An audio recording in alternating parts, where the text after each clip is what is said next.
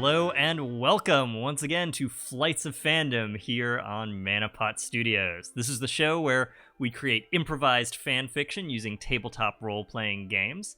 I'm your game master for this one, David, he, him. I'm a graphic designer, an illustrator, and a game designer. You can check out all my game stuff over at dbb-8.itch.io.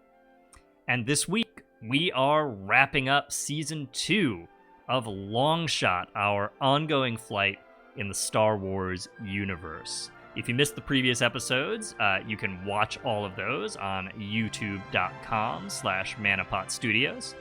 We are playing a simplified version of the RPG Scum Villainy, which is a forged-in-the-dark game of spaceships and scoundrels.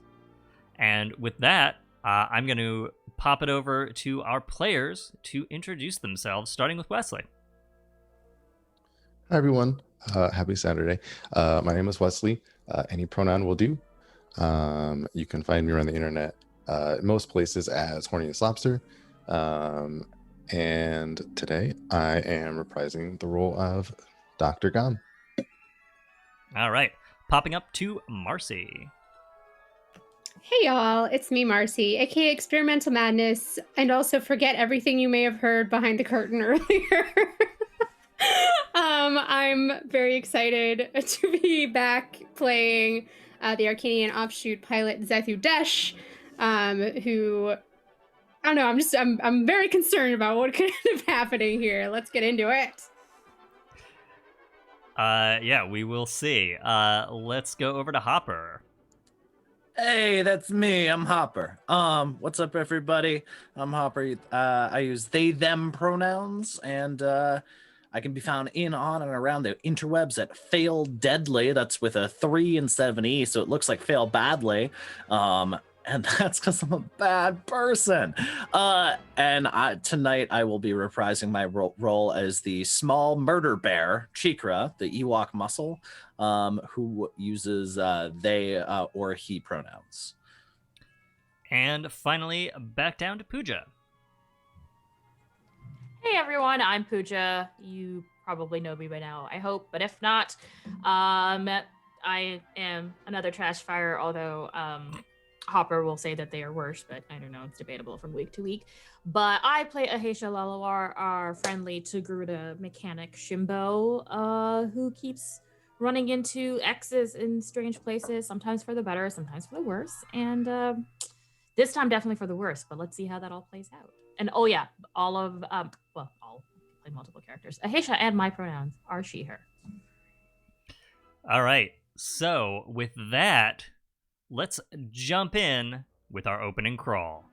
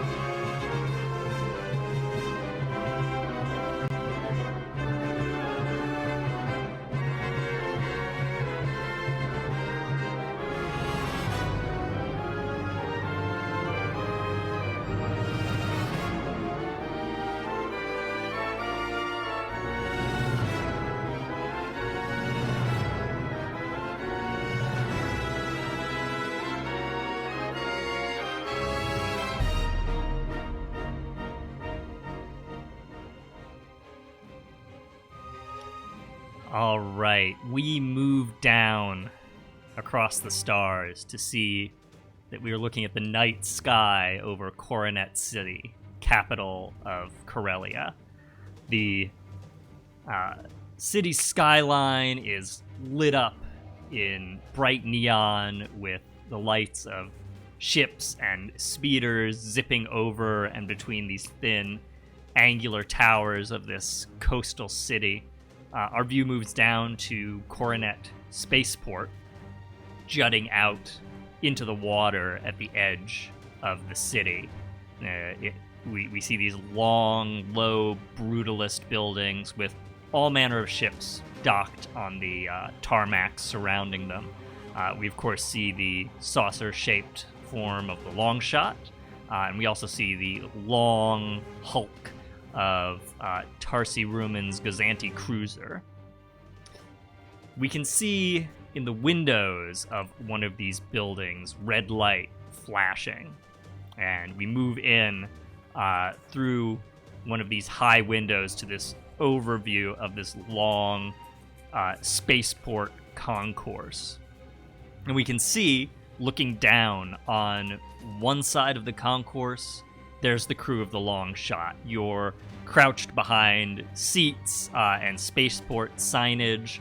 And on the other side, we see Tarsi, this orange and, of course, black tattooed Zabrak woman with this mohawk and this long purple leather duster, and one of her henchmen both leaning around either side of the cantina entrance. In between the two sides, in the middle of the floor, there's a dead Rhodian wearing a cool leather jacket. And both sides, you and the pirates, are just blasting away, volleying blaster fire at each other. We see Zethu fling out a hand and fling Tarsi, just push her back with tremendous force into the cantina. Her henchman backs into the cantina, laying down some cover fire as he makes his strategic retreat. And then we see Ahesha sort of assist flinging Cheekra through the air off of her shoulder. And we cut to the inside of the cantina as Cheekra lands on this henchman who has just made it over the bar, and Cheekra just buries a blade in this Nautilin guy's chest. So, Cheekra, you are crouched on this now dead Nautilin, and you look up over the bar, and you see across the room, cowering with the other patrons on top of one of the booths in the cantina, Kaz, your wayward son, as it were. So let's get a quick shot of Cheekra in this sort of quick moment where you catch sight of Kaz. Who do we see? So you see a short Ewok height, perfectly average size for an Ewok. Thank you very much. Fuzzy little murder bear, with a curly kind of gray fur that looks super soft, almost like a Rex. Like if you know like what like a Rex cat or a Rex rabbit is, like it looks super soft, but then there's like and wearing what appears to be this piecemeal blast armor that's been kind of customized and probably cannibalized from a lot of different suits to fit this tiny teddy bear frame. I'm totally imagining that. I don't think we've described this before, but now I'm totally imagining you have like a stormtrooper like leg plate, but it's like part of your breastplate. Yeah, it's been like this is like a bunch of like jury rigged bullshit. I think there's probably a wrist. I think you actually a keen eye would see a clone trooper's wrist vambrace forming the actual greave of this armor. So it's like a little shin guards for my little paws. No pants, but armor. Pants are a tool of the oppressor. We've definitely covered this. Thank you. Well, it's not covered, but you know what I'm saying. And looking out through this from behind this reddish brown rust-colored hood of a traditional Ewok style, of course, you see the golden eyes of Cheekra just kind of gives a I'm home and you're fucked parent look at Kaz. Like, what did you do? What did you do? Lots are conveyed as they pull this flaked plasteel blade that looks very primitive, but is made of an incredibly hard material out of the chest of this Nautilin, and just stands up, and then kind of goes to point with their left paw, and then is reminded that there is now a stump instead of their left paw after having it lost in a tragic murder incident. What has Cheekra done that hasn't been a tragic murder incident, really? I don't know. Been a good parent, raised a great family. Fair enough. So yeah, that's right. Speaking, Cheekra's a good partner. Yeah. So speaking of your great family, you catch sight of Kaz, who looks absolutely terrified in this moment for all kinds of different reasons. And then in front of you, you're behind the bar in the cantina. We've got one of these sort of U-shaped bars that comes out from the wall with a, some shelving in the center that goes up to the ceiling. And Tarsi is sort of scrambling to her feet, away from her dead henchman, and away from you, with her hands up. And she says, Whoa! Let's all calm down here, all right? Things have gotten a little hot, huh? Ahesha, sweetheart! She's calling out of the cantina into the hallway. Call off your crew. I'm calling it. You'll call nothing. As Cheekra stalks forward in a very predatory and kind of unsettling, hungry look in their eyes, with blood dripping from this. What color is Nautilin blood? I feel like it's green, right? It's got to be green. I'm not sure canonically. I'm also unclear. Yeah. Well, we'll say it's blue. We'll say it's green or blue. It feels like a blue-green situation. Why not both? Yeah. Ooh. Yeah, it's like red and brownish red, right? Blue and green. Yeah. As it oxidizes, it changes to the other one.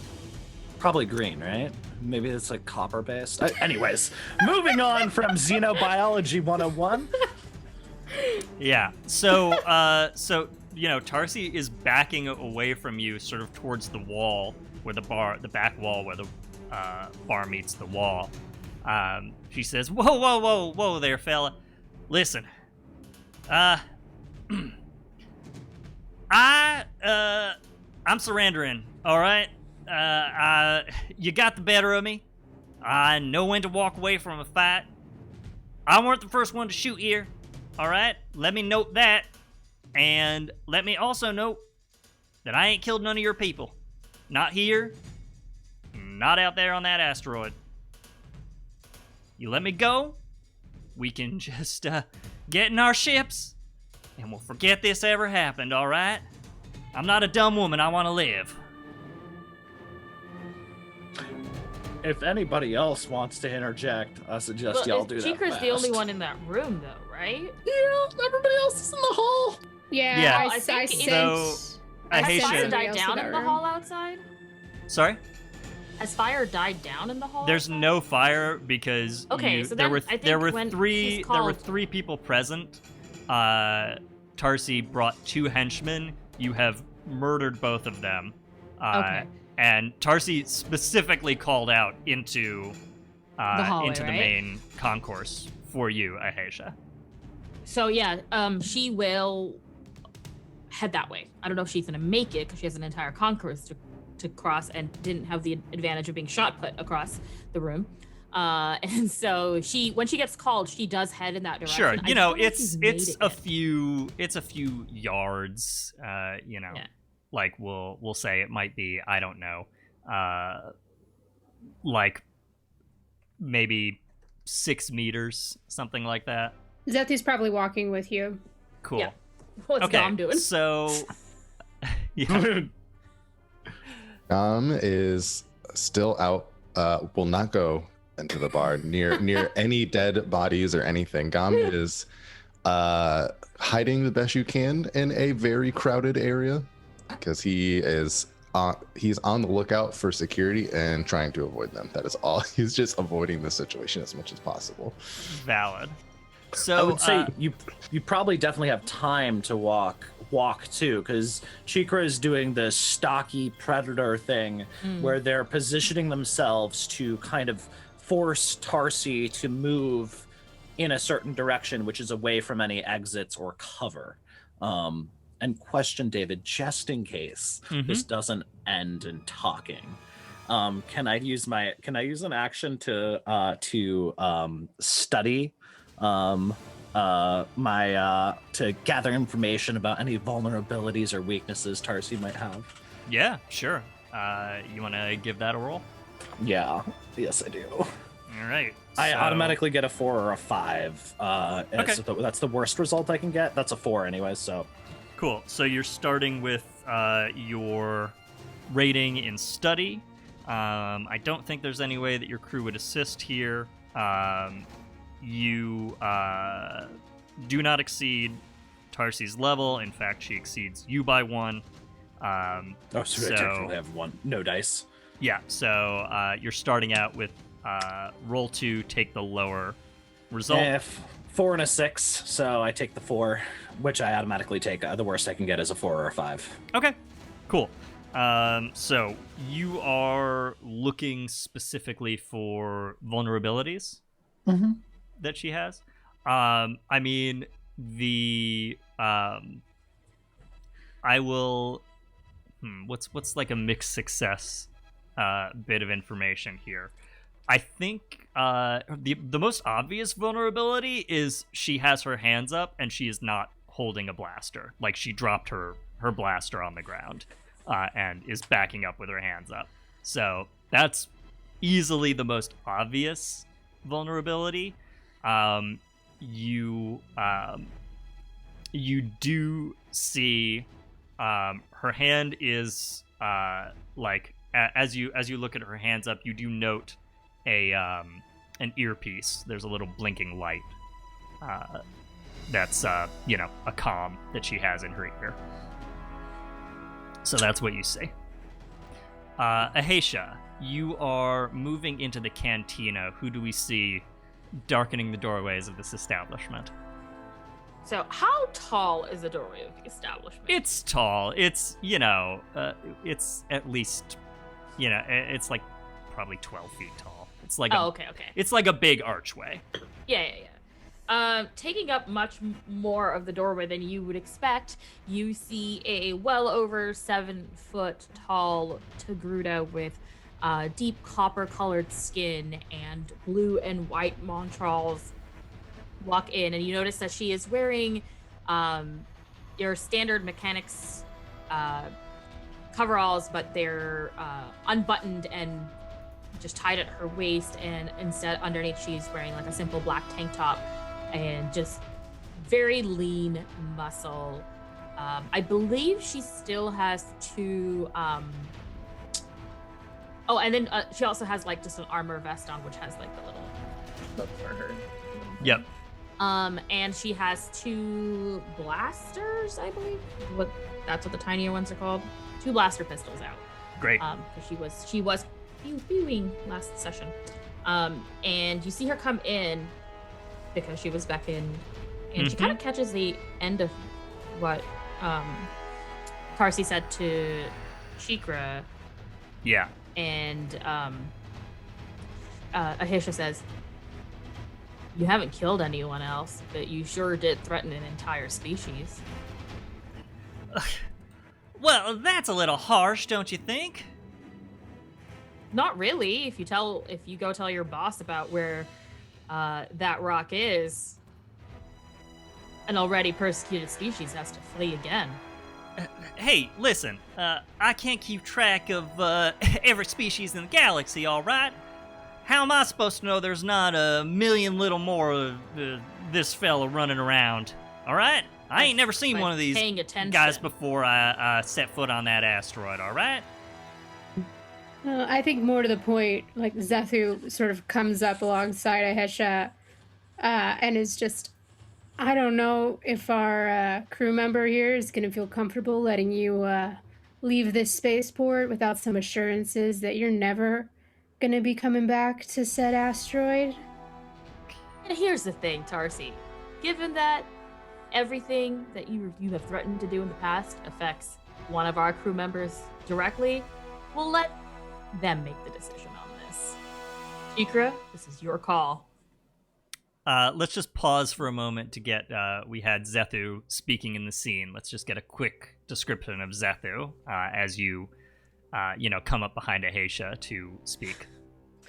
I think in comparison to how tall Ahesha is, you see a rather small creature, although very average height for a humanoid figure.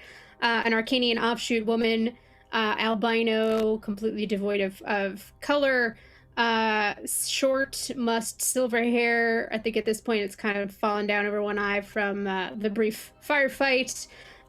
She's got on her hip 2 blasters, but strangely enough, she doesn't have a hand on any of them. Didn't really need that for this particular battle. She's wearing an old crimson fighter jacket, and most of her clothes look fairly, well-worn, wear and tear, comfortable, like a fighter's uniform-ish, cobbled together from various uniforms. I'd probably wager to guess. And right now she's just leaning against the frame, just sort of very coolly, just watching Cheekra and Tarsi. She seems pretty pleased with herself for what just happened, in terms of her burgeoning, reaching out towards the Force and seeing what the hell might happen whenever she chooses to tap into that. She seems totally comfortable waiting to see what Cheekra will do. Cool. So, Cheekra, we're back to you. What do you do? Tarsi says to you, "Hey, listen, pal. I'm ready to cut any kind of deal you want, okay? You name the terms. Long as I get to walk away from here, I'll swear up and down to anything you like." I think Cheekra's going to kind of give a look back at Ahesha, mostly just to get any sort of cue. All right, well, with that look, they don't respond to her. They're just gonna lunge forward and go for try to take out probably the hamstrings. Zabrax or human. Yeah, because like Ahesha's response is essentially like, "Listen, I'm not in love with this chick. Like, it's fine. Do what you gotta do." Wow. Like, all's fair in love and war. Like, I will say for the viewers edification, especially if you're just dropping in now, this person directly knows is found out and attacked a secret location, which is basically a refuge for some of the Ewoks that were able to get off Endor after the Death Star 1 crashed into its surface. So there are still Ewoks on Endor. It's not completely destroyed, even though science says it should be, but whatever. But there's not many left, just statistically. And so this person attacked there, and they shouldn't have been able to find it in the first place. And Cheekra already knows that she hasn't told her boss, which means she's the last person I need to murder.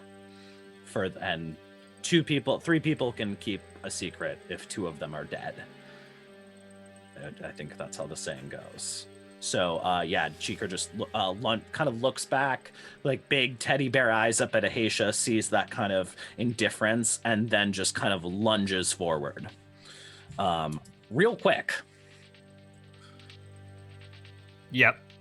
What do I need to do here?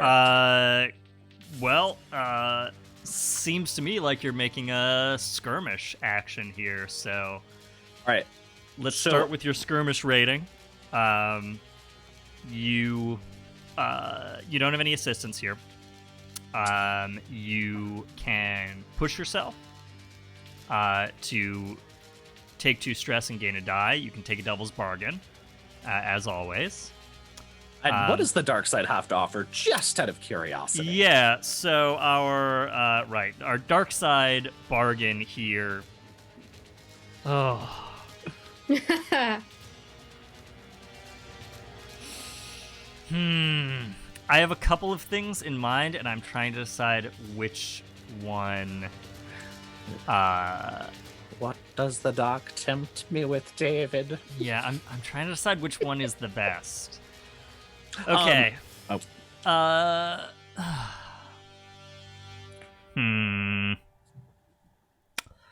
All right. You can. The dark side bargain is as follows.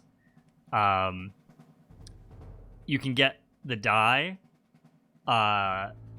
Kaz is going to be horrified at this. Just want to take that on principle, this little shit. The disappointment of your child. I'm not gonna take that. I like my relationship with my family too much. Oh, look, guys, I finally made a character that is still, while traumatized, has a very healthy and strong, emotional, wholesome home life, and I don't want to jeopardize that. That is reasonable. So Yeah, this is like the most. the bargain is declined. The bargain is declined. There's like a doo-doo noise as I click that button. And Tarsi exceeds your level, so -1. You're at -1 from your pool. So I have +1 because she does have her hands up and is vulnerable. Because I have the predator feature of the muscle thing, which is I take 1 dice to rolls against weakened or vulnerable targets. Great. So those cancel each other out. And I will push myself. All right. Does it make any sense to use the unstoppable feature or no? Remind me of that. You push yourself to perform a feat of physical force that verges on superhuman. Oh, you have already pushed yourself to get the die, so you can. Oh, I haven't pushed myself to get the die yet. Okay. I'm currently at 3 because 4 minus her level. I'm gonna push myself to get the die, and then I can just narrate that shit. Yes, you can. Assuming I don't roll horribly. It's still 46, so statistically that's good. That's good. Okay, so that's 6, 4, 3, 1. Okay. 6 will do it. So, we are going to mark the last segment on the take out the pirates clock. And Cheekra, you lunge forward. You said you're going for the hamstrings. Yeah, I gotta drop her down to my level so then I can do the more lethal bits to the. For those of you that have played Mass Effect, there is probably a profile of Cheekra in somewhere in the New Republic like security division that is very similar to about all the different ways that Cheekra prefers to kill different species, similar to our favorite alien assassin buddy from Mass Effect 2 and 3. Why would you mention this on this happy show? On this happy show, as I brutally murder somebody who threatened my family. Star Wars. That yes, happiness. That's what we're here for. Mm-hmm. Yeah. So let's see. They're lunging forward. Stabbing and slashing at the hamstrings, drop Tarsi down. It's really quick, and then there's just a upward thrust through the bottom of the jaw up into the lower brainstem, and then a jams the pommel with their stump arm to force the knife to cut backwards into the hindbrain. Yeah, it's brutal. And I think, like, Tarsi, as soon as she sees that you're not going to deal with her, and sees you lunging forward, like, her hand is going to that calm. But with the 6, like, if you had a mixed success, I think she would probably be able to, like, really say something. With the 6, I don't see it happening. So, she just sort of gets off like a come in and then bam, she's out. Yeah, Cheekra pulls out the knife and then turns and stalks towards Kaz. Well, that takes care of that. Yep. And yeah, Tarsi just slumps onto the floor behind the bar. Patrons in the bar like scream as you withdraw your blade. There are people who are like trying to like slide out the sides of this establishment, and there are other people who are just sort of like frozen in fear here. I think like Kaz is sort of starting to unfreeze here, and sort of like slowly makes his way to the edge of the booth seat that he's perched on, like slowly turns around, climbs down, and just sort of moves over. Cheekra, what does Kaz look like? On while I alt-tab back to my pile of Ewok pictures. Kaz is a basically a dark chocolate brown all the way across with little pink paws and ears. Great. And also is my third oldest child, and is technically an adult in the way, like he's 10, so he's like technically an adult, but like Cheekra obviously doesn't think that he's an adult. Yeah. Like is not prepared to treat him like he's an adult. Uh-huh. How does Kaz address you? What does he call you? I think this is my most tenuous relationship with my child, of all my children, which is Kaz. Little shit. And probably, I think Cheekra. I think this is like, Okay, but it's so not refers like to you by name, but not like a shitty way. No, I think it's in a tense way. Yeah. Not like shitty, but tense. It's not like, okay, Barbara. It's Yeah. like, you know, we have a little bit of a remove. Mm-hmm. Okay. So, Kaz sort of comes over and sort of, I guess, can't really peek over the bar. But let's say, what do you do? Are you just standing there? Do you go to Kaz to meet? Clean the blade off before putting it back in his sheath. So you see Kaz's face sort of pop up over the bar. Cheekra? Kaz. Oh, Cheekra. I have never seen you fight like that. That was amazing. It was sloppy. Hey, Missing a paw. Unbalances oneself. what happened to you, Cheekra? Are you okay? It is a long story. Something that can wait for later. Where is the ship? Who else among these pirates know the location of Geode? And more importantly, how did they find out? I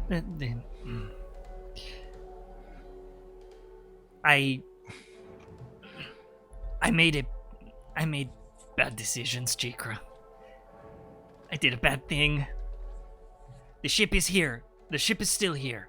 It is parked at the spaceport, on the tarmac. That one, there, and he points down to, Tarsi's body lying on the ground behind the bar. She met me here in the cantina. I just stopped in quickly. I was going to get the supplies, and I just stopped in for a drink, and she kept buying me more drinks and more drinks, and I told her. I do not know who else she told.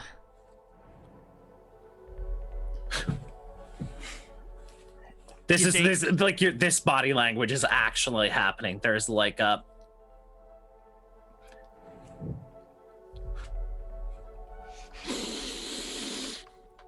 I know. It was foolish. I don't know how to fix it.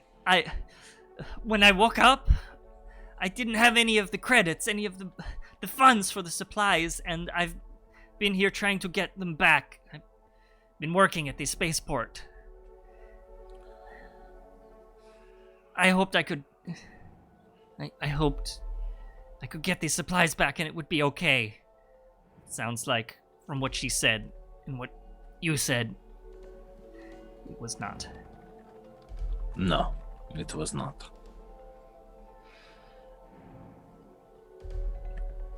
I will fix this. You will go home. Yes, immediately. Now. Okay. Cheekra...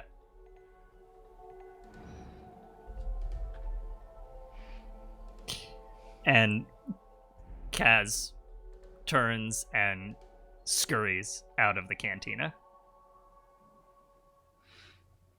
I really hated role-playing an angry parent. That sucked. Well, your kid done messed up. Done fucked up! God damn it! So I think Cheekra just kind of like, this probably shakes Cheekra more than literally losing a paw, this whole thing. And I think there's probably definitely some body language. There's a little bit of droopy ear syndrome growing on there. But they kind of, and patters back to all of you, just kind of sidestepping a pool of Tarsi's blood. What do we do now? How can we, Ahesha, how do we find out whether or not they told, told the others of the location? Well, maybe the kid and I can try to get into their call logs. I don't know, maybe if they have a droid on board who takes recordings of what's happened. We can check out her ship, would be my guess. Oh yeah, we should definitely look at the ship. Free supplies. One. That too. Two, she's got like Zethu's got a data pad out and is just quickly checking to see if there might be any bounties on Tarsi. Fair. Is there any bounties on Tarsi? Are there? Let's have a roll for this. Why the heck not? Just like a fortune roll? I think this is just a fortune roll. You can use your study rating. Oh, I shan't. Is there an opt-out, or do I have to use study? No. Okay. But if you want to. 4? Okay. 4. I think a 4 is, let's say... Okay. I'll give you this. We'll have a mixed success. Interesting. Zethu, who... Hi, Goblin. Oh. Hi, Goblin. Gobbo. Amazing. Gobs, did you get Did he yourself just stuck? yeet himself at the door? Can Gobs tell me what I found? Goblin. Gobs. Are you Goblin. going to go find a bounty? Okay, I gotta let the cat out to go find a bounty. Go for Oh, it. boo. That was I'm adorable. gonna open the door and he's just gonna stand there.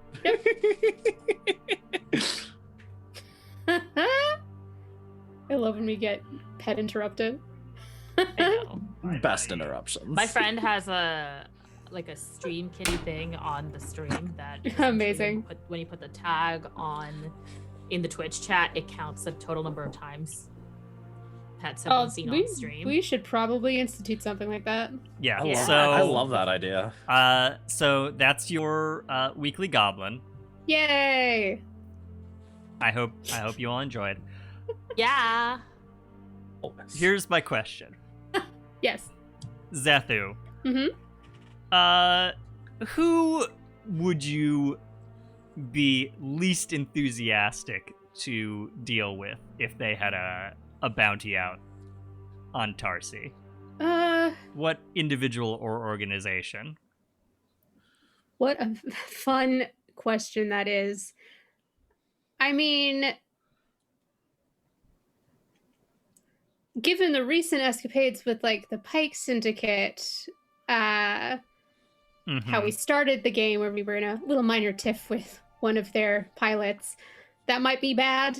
The Hutts are always like not super great. I don't think Zethu has like a great rapport with them since she works for the guild and not directly for them, and they tend to be really cagey unless you work directly for them. Yeah. So you actually have sort of a grudging truce with the Pikes. That's true. Your faction rating with them is 0, meaning they don't like you, but they don't dislike you either.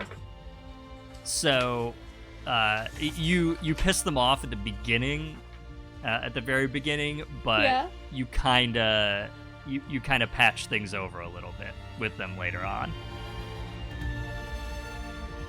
Okay, so do we want to say the Pikes, or Black Sun would be bad. I feel like you're at -1 with the Black Suns, who you tangled with pretty extensively last time around. Yeah, that's true. They might be a little worse for you. Let's go with them. Okay, cool. So, so... For how many credits? You see that the Black Suns have put out a bounty on Tarsi, and we will say she is worth 3 credits to them. In our game system money. In the game system. Let's multiply that by a few thousand, and we'll say that's 300,000 credits in game. Nothing like a dead body that somebody wanted dead to mend some bad blood. I say, I want her back on my ship. Yeah, that could be useful for you. Do we need the body? Yes. No. Usually. Let's just cart a body up through the squirrel. No. Listen, there's an area in the cargo quarters that's perfect for these occasions when there's somebody dead or incapacitated. Yeah, this ain't your first rodeo. I'm more concerned about getting it to the ship. Oh, Ahesha. No, not the physical practice. Can you carry the body to the ship? Well, you maybe should be worried. Let's cut over to Gom. Gom, where are you? And Gom who do we see? You see a... you can't really see their face too well at the moment because although he is wearing his normal everyday, just working clothes kind of attire, he is as part of a... disguise is a strong word, but as an attempt of disguise is just wearing one of Zethu's laying around old pilot helmets, visor down, so his face is all obfuscated from the translucent visor. But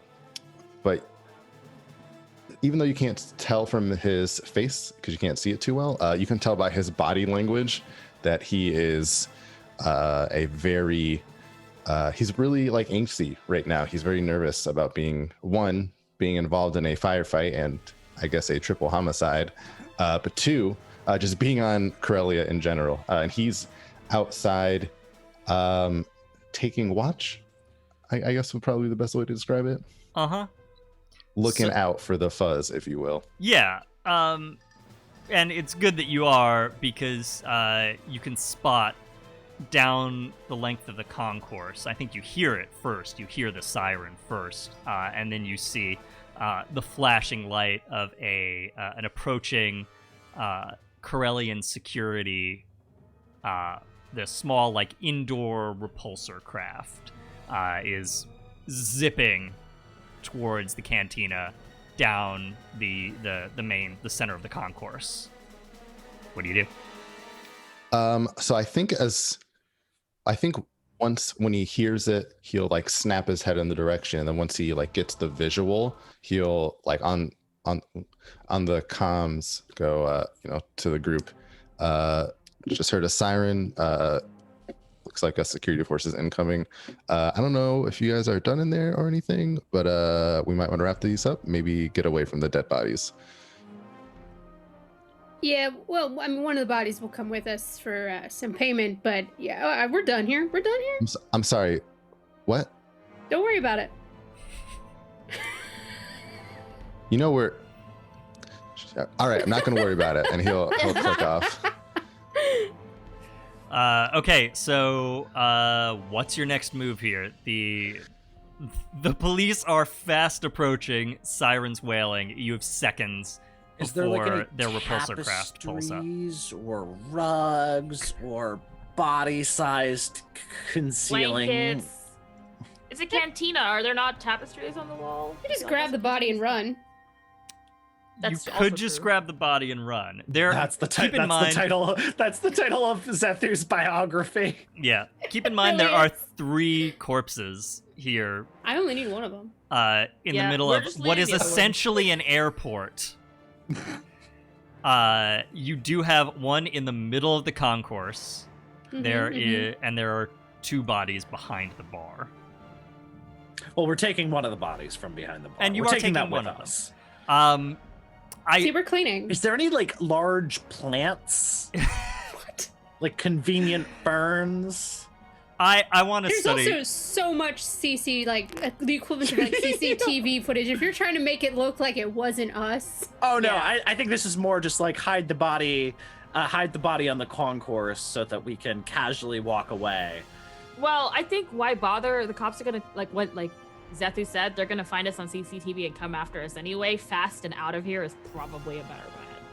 All Yeah, right. you're Blast it off the welcome to planet. you're welcome to make a roll to After all, they study think I am the situation and see, Let's see remember, if you they can think find that I am anything. Okarna Basi. And I that's am right. We're all Pax. using fake names right now You Yes. are using fake names. Hashtag Yes. nicknames. and IDs. Okay, so are you looking around? Or are you No. taking the bodies and running? Oh my. I can only pick up one. I can only pick up I only Tarsi. need the one. I pick up Tarsi. I forgot. Pax is a licensed service animal because this universe is awful. Yep. I think. All right. So I think Gom's gonna do. Gom will radio in. I'm gonna try to distract them as best you can. Just get out of there, Ooh, interesting. and then Okay, I like that. he'll cut the comm off. I think he'll actually run towards the dead body that's like out on the concourse and like like roll up his sleeves or whatever and like try to wave down the incoming police security forces to like come to him as he's trying to like save this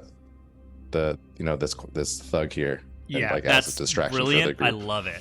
So if you pay, I think we're gonna get a roll from Ahesha here. It sounds like you were trying to maneuver quickly out of this situation with the body. Unless you would like to give me an alternate proposal. My peers clearing the way out. Oh yeah. Yeah, and Gom, you can pay 1 stress to assist on this if you would like, because of your distraction. Yep. All right, so Will do. I have. So, Ahesha, you are starting with your maneuver rating.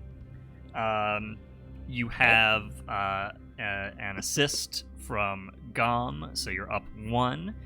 You can push yourself or take a dark side bargain, of course. I think the cops are at. I think I'm gonna say overall they're at level parity with you. Okay. You're 1, they're 1, and then I think this is a little bit of a desperate situation. Like, you are literally trying to be. run out of a bar holding a body in front of a whole bunch of approaching police officers. So I'm gonna knock a die off for that. Ah, yes, GTA 24, GTA Grand Theft Auto Corellia. Yeah. Seems reasonable to me. I don't know. Your wanted level is going up. Oops. I mean, Okay, kinda, so desperate think means this I is good. lose a Yes. die. Okay. Well, that's a 4 and a 5. Okay, so a mixed success here. So I think So I think what's gonna happen is I'm gonna start a clock, and this is going to be a 4-segment clock, and we're going to call it. What's your goal? To get back to the Longshot? Yes. Great. So we're going to call it. Well, I would say to get the long shot out, Okay. too, not just stuck on the long shot. Yeah. Okay. So get off Corellia. Man, I really wish we could have also gone to her ship, but oh well. You could, if you'd like. That's We could go still to her ship that's instead still an option. and get LS and the kid to meet us in orbit. That's a great option. You could do that. All right, let's learn to her ship instead. Because Okay. we did talk about going to her ship, so Ahesha does. I can not- pilot any ship, and LS can take the ship out. Yeah. Cool. And I can clear the ship of any unwanted occupants. I can throw a body at them and then help. Okay. So Bludgeons them to death with their own captain's corpse. Yeah, if you hold the body up, I'm pretty sure I can push it again. It doesn't have to be alive for me to I mean, I can do help. that twice. Is this why are we all murder hobos all of a Chest sudden? pressing. I'm just doing my job. What? Why are we murder hobos? They were gonna murder hobo your whole family. I know. I'm saying I have a good reason. I built a character to be a murder hobo. Damn it! they weren't It's gonna murder any of literally you. Their job. Cheekra's character job is doesn't care. literally wander around and murder and burials. No, I know that, but my character usually wouldn't care, but they fucked with my friend. So. Well, I don't care at all, but I'm happy I'm actually going to get paid out of this. God, Cheekra Yeah. loves you so much, Ahesha. okay. Such wildly different reasons for murder. So beautiful. And Gom's just like, Yeah. Gom is screaming for the past 2 seasons constantly. Yep. Zethu's super well, calm no. through this, super chill. I think she's even whistling. She's just like, yep, off we go.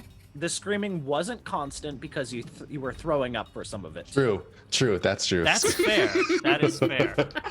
All right. So I think what happens is this. So Cheekra, you have finished, cleaning the blue and green and red. There's a whole rainbow of blood on your weapons. You finished cleaning that off.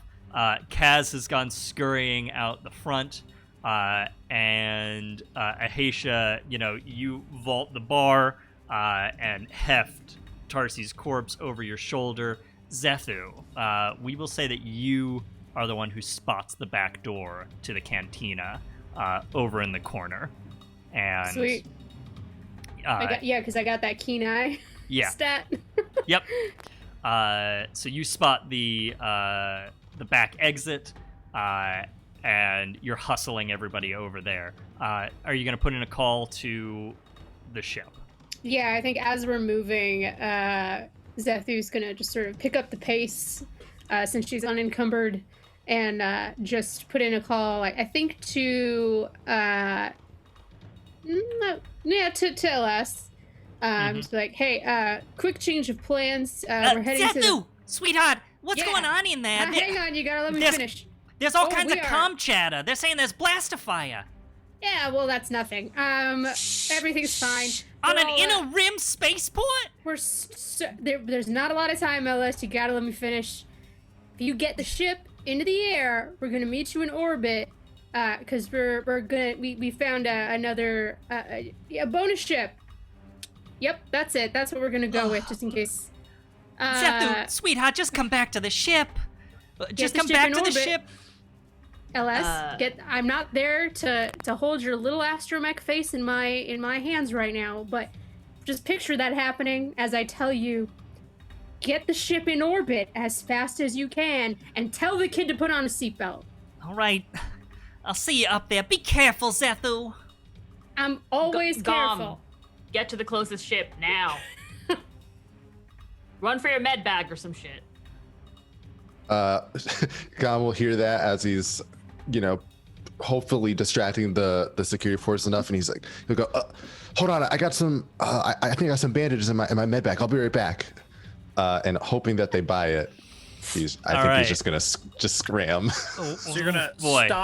stop doing medicine and go get your med bag Yep. that's over there. Yeah. Okay. All of those Right down things. the road. Yeah, this this is not gonna go over well.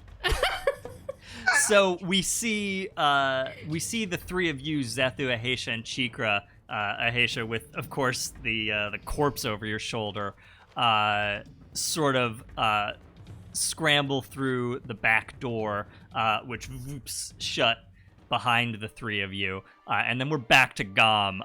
Gom, you are about to scramble up, and then like it's just Cop City. This My little favorite little thing. repulsor craft comes to a halt, and I'm gonna say like nearly a dozen officers in Corellian security force uniforms are tumbling out and shouting, "All right, nobody move! We're securing the scene. Everybody, I need everybody to stay put." And they're going over to like panicking patrons who've been trying to like run out of the bar, stopping them where they are. There's guys like filtering into the cantina to check things out, and Gom, the last person to step down from the transport is this Mon Calamari guy in a blue uniform and a cap, who you immediately recognize as one Officer Hax. This is the Corellian security officer who tracked you after the events that led you to flee this planet.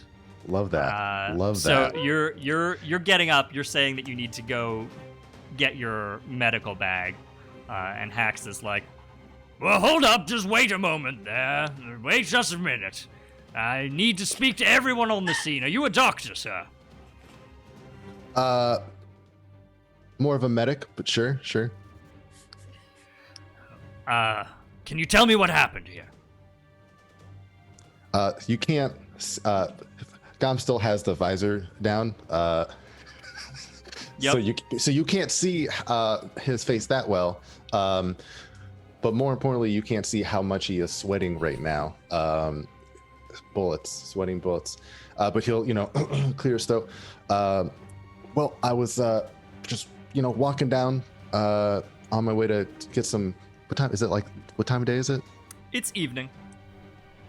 Going to get a real late lunch, and out of nowhere, just master fire started going off. Some people came out of the bar. There was a back and forth, and once things died down, I just kind of jumped into action and see if I could try to save some of them. Was this individual one of the assailants?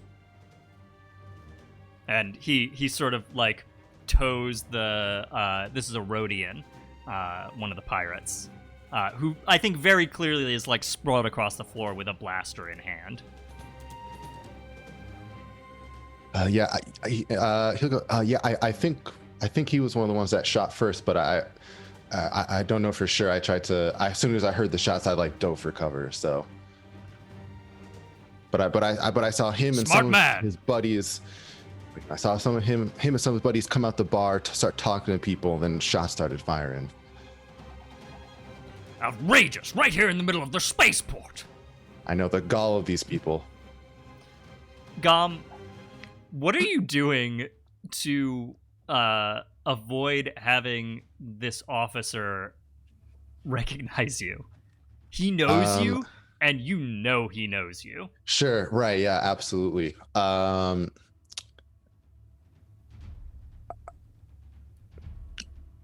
I think I think what he's trying to do is every time this officer, is trying to take a step closer to just, to get closer to when you talk to someone. Mm-hmm. I think he'll just kind of subtly shift a little to the side or a little to the back just to try to keep as much a distance as possible. Sure. Because I mean, the visor kind of, yeah. Because the visor doesn't make his face impossible to see, but it probably just makes it a little weird unless you're really close and you can kind of make details out better. So he's just trying to keep that distance as much as possible. I want to roll. Oh, I don't like that, but let's do it. What are we rolling? It seems okay. So it seems like based on what you're describing, you're kind of trying to skulk away from him, and get your face in a little bit of shadow inside the helmet. Yeah, sure. Does that make sense, or do you Sure, have a different proposal? I think that would make sense. Okay. Yeah, because I think what he's doing a couple things, I think, but I think mostly he's trying to not get detected. Cool. So you're sure. starting with your skulk rating. Sure. That's great. That's great. You can always push yourself, or of course, take a dark side bargain. Yep. Mechanics question, because I've forgotten this. Can you, if you cap out at stress, is that fine? Or once you're stressed, is exceeding stress the problem? Once you tick that last box, that's when you are out for the at least duration of this part of the job. Great. Love that.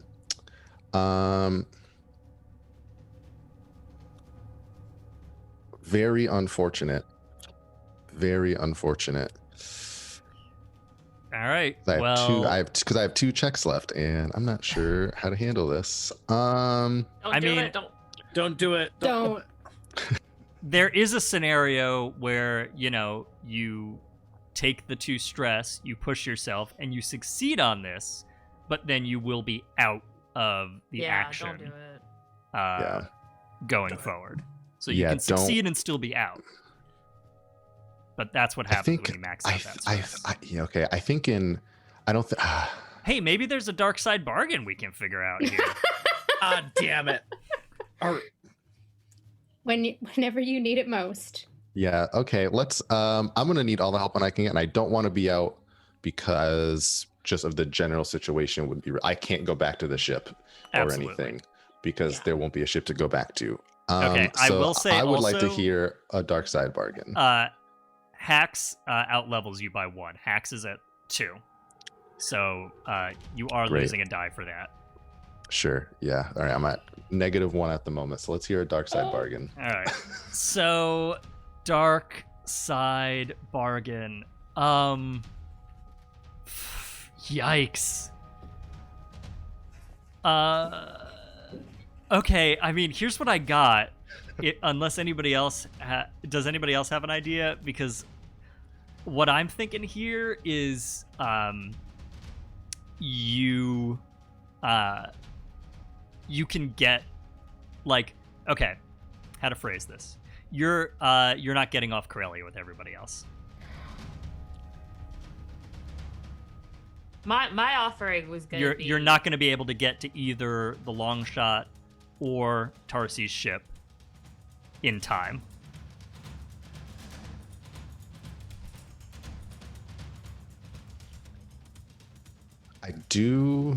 That is very dramatic. I do really like that. It would be a cool season ender if that's how something went down.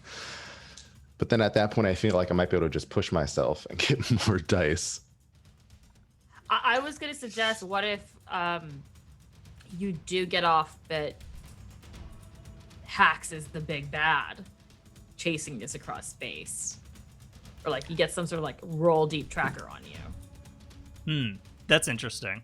Depends on what you want. Is it a search and rescue season? Is it a we're on the run for our lives, prison break season? We're always on the run for our lives. There's a lot of options here. No one's really tracking us that close. We get away a lot. I don't think you guys know Cheekra very well. Or Zethu. Listen, I have a lot of I hear what you're saying, Puja. I have a lot of clocks here that beg to differ about the people who are tracking you. Yeah, well, I mean, I'm just saying, they're not here yet. What's one more clock? Add it to the pile, and we open a vault door. It's a Scrooge McDuck thing. I've spent my whole life on the run. I don't know. Okay. Here's my other proposal. Well, no, I'm not gonna make lots of different proposals until we find one that everybody likes. I like that. To deal with the dark side. Yeah, that's the deal that I'm offering. Sorry to be a hard ass. No, I love it. Are you taking it? I'll tell you this: if you take it, it's not going to like kick you out of the game or anything. Sure. Yeah, right? yeah. But you will be separated from the group and have separate action for some period of time. Split the party. I think I'm gonna turn it down. Push myself to get the most dice possible. Because I think that if Gom gets outed, then they'd be like, oh, wait, we're reporting as this person who came on this ship. Who else was actually on that ship? Yeah. So I think Gom's gonna push himself to roll skulk with operate because I can do that for some reason. And take himself out for the team. I mean, honestly, skulk with operate makes sense. It's You can come take a nap on the ship medical treatment. Uh-huh. when you get back. Yeah, I think that's Take a the stress play. nap. All right, let's. I'm gonna roll stress it and out. see what happens. Oh my god. And figure out what trauma you're gonna choose. So I have 3 operate, and I'm at a level disadvantage, right? Yes, which puts That's you down at to- 2. Down to 2. Just for the sake of wheeling my abilities here, I have an ability where I can get +1 die to like try to fit into a situation when I'm trying to offer medical advice. Not that I'm doing it for this in particular, but could I let that apply since I was trying to offer medical help with the dead people to sell it? Yeah, that makes sense to me. Sweet. Thank you, David. You're merciful. All right, so I'm rolling 3 here. A 5. Okay. Mixed success. So Hax is not going to recognize you, but I'm actually gonna take. I just popped over to chat and they have a suggestion that I really like.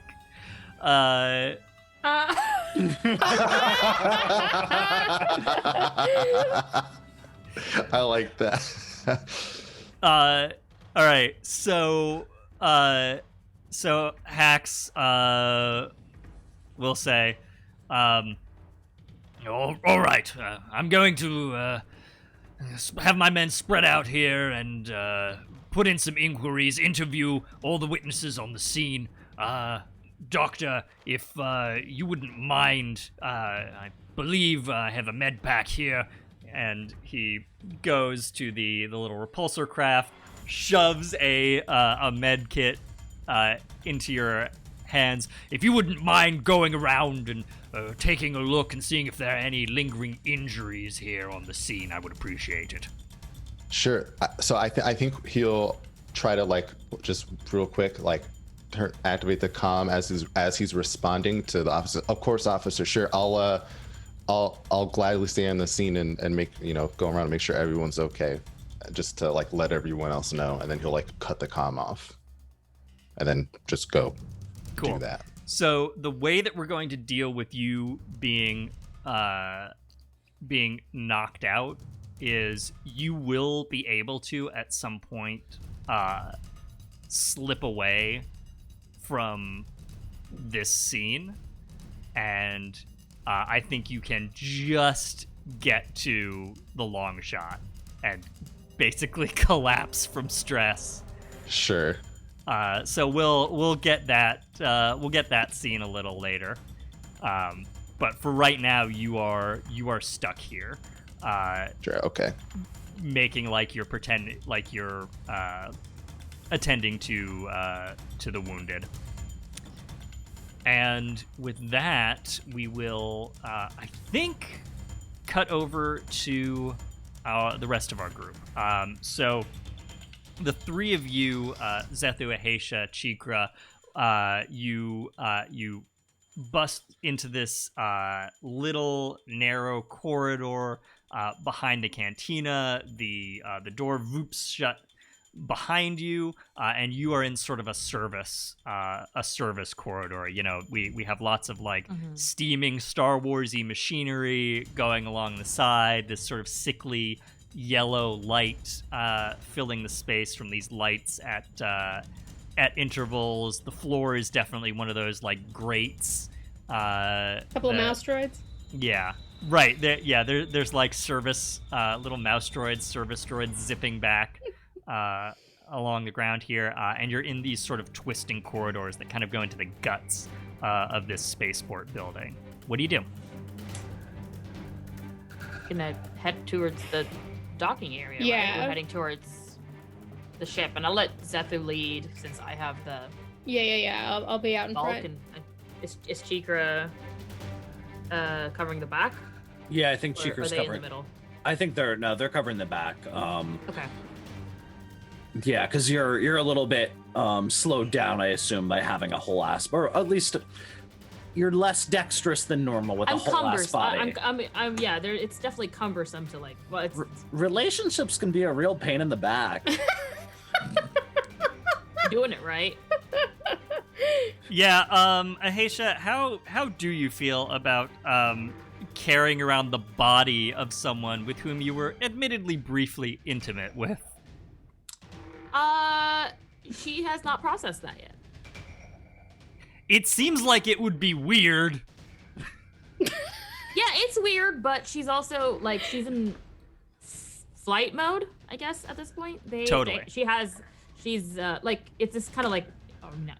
It makes sense for her because her instincts when things are going to shit is how do I fix this? What are steps 1, 2, and 3 I need to take? Let me focus on that, and that's like what she does when a machine's on fire or whatever. She looks at what's the first thing I need to do, and so right now she's on like, okay, I have a task. It's to get this piece of thing, not thinking about what it is, from place A to place B and survive that journey. And so I definitely think that's going to be something that comes up when the adrenaline drops, that she's going to be like, holy shit, I'm carrying somebody that I've been intimate with, that like all of that. Like it's going to hit at some point. It just hasn't hit yet. Yeah. Because she's still in the middle of that engine room fire. Fair enough. So you're plunging into these service corridors, and it's a bit of a maze back here. You quickly reach a fork, and then another, and they're going off in different directions, sort of moving up and down, and you're trying to navigate back to... You're trying to get out to the tarmac, basically, because that's where you know Tarsi's ship is parked. I believe it was a few berths down from the Longshot I had described. So, how are you navigating through this maze of service corridors? Probably with the aid of the Force a little bit, because the adrenaline is up, the murder has happened. Now I'm in a meditative state. Was this what they were talking about? Oh, Cool. Lord. Oh my god. So it sounds like you are pulling in a tune, Yes. Zethu. All right, cool. So give me an attune roll. You're starting with your attune rating. You can, of course, push yourself or take a dark side bargain. You are not opposed to anybody, so there's no level business here. And that's that. I've got 2 in a tune, so I'm going to do this pretty straight, I think. Cool. Like, I have a feeling I'm going to need some of my remaining stress for whatever happens when we pop out of this here maze. Seems probable.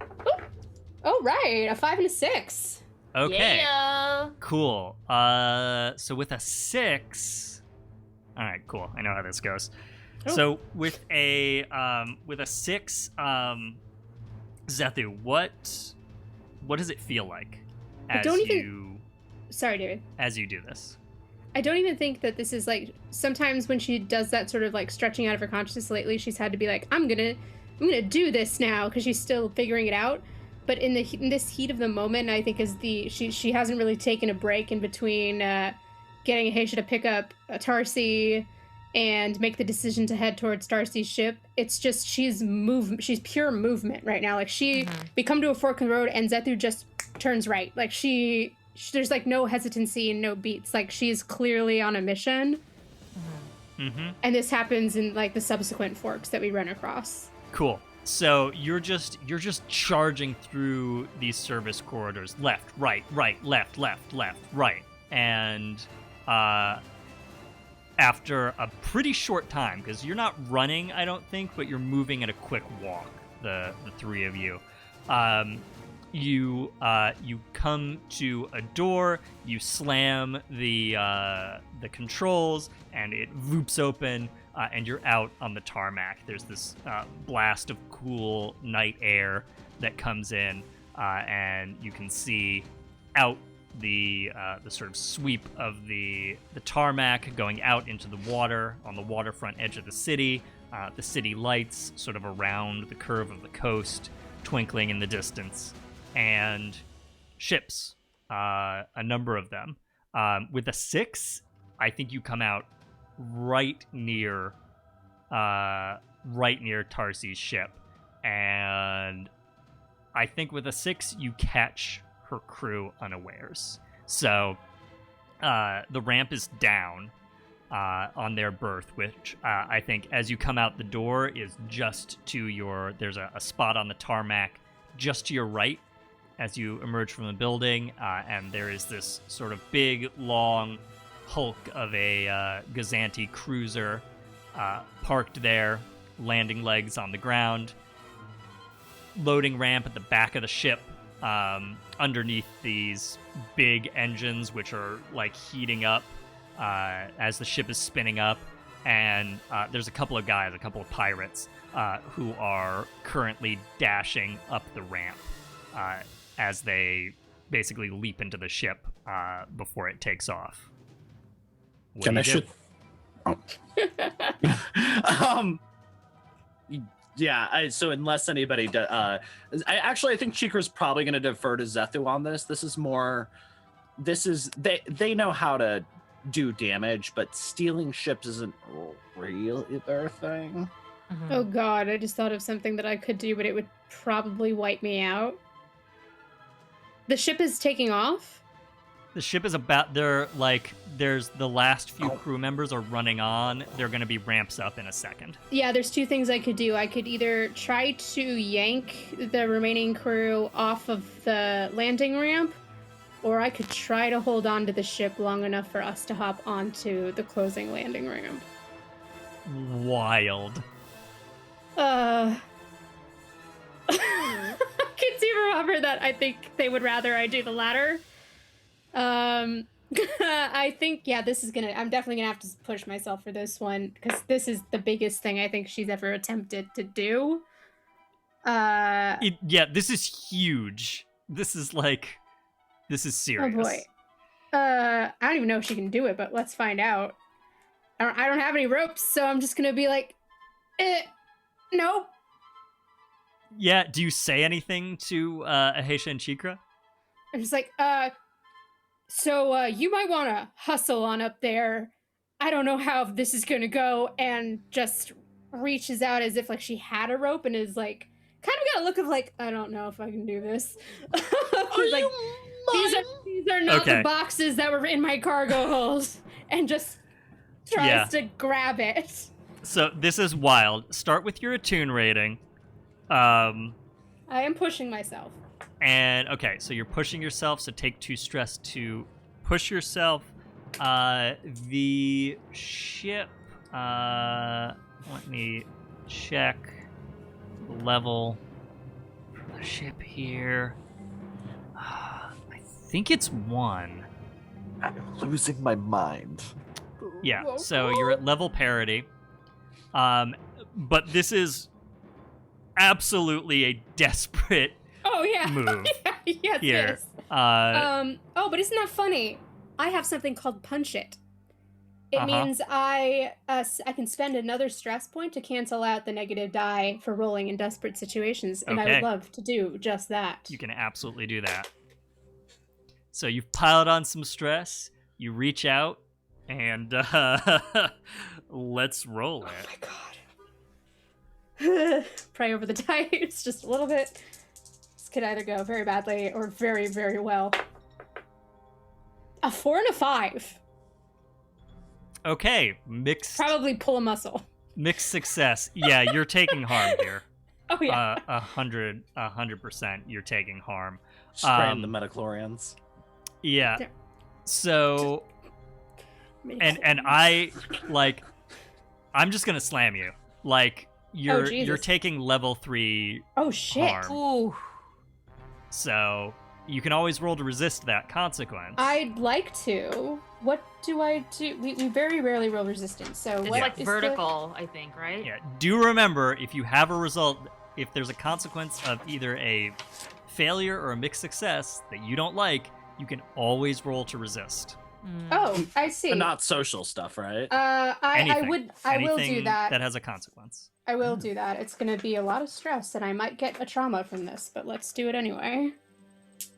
All right. So yeah, because I have 2 dice in this. Cool. It's in a 2. So I think It's you're just like resisting Ahesha with your resolve, because this is a willpower situation. Oh, it's so still 2.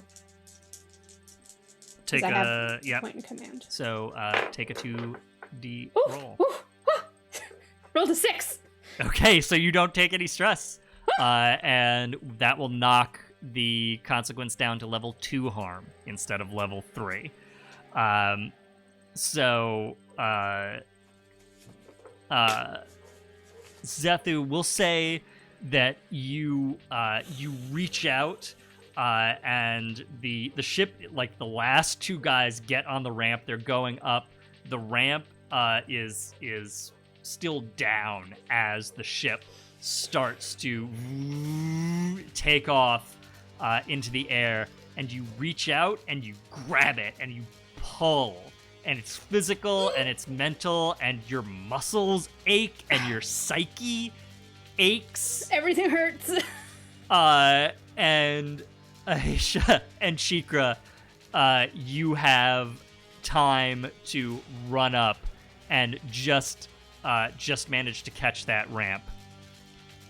I think this is very much Cheekra runs up and kind of throws out one stump paw for Ahesha to grab and swing, and then Cheekra lands on the landing ramp and then reaches down and gives a paw to haul Zethu up onto the ramp.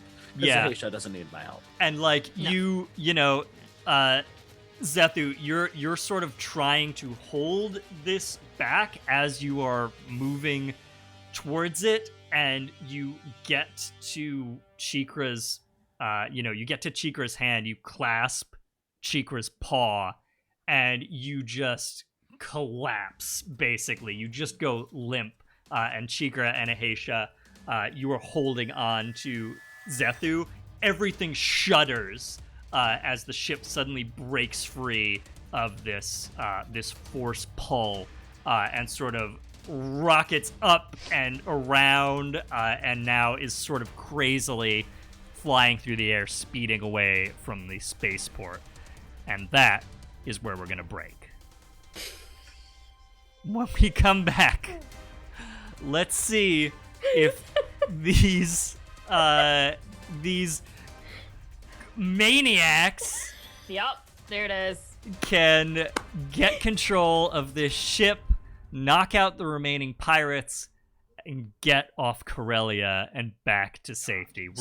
Let's join Gom, getting back on the Longshot. Gom, because you maxed out your stress, you are no longer able to act during this job, so you're not going to be able to act until the next downtime. And you are, when you clear that stress track, going to take a trauma. So, Gom, you've managed to slip away across the concourse, back through the doors out to the tarmac, where the Longshot is spinning up and is about to take off.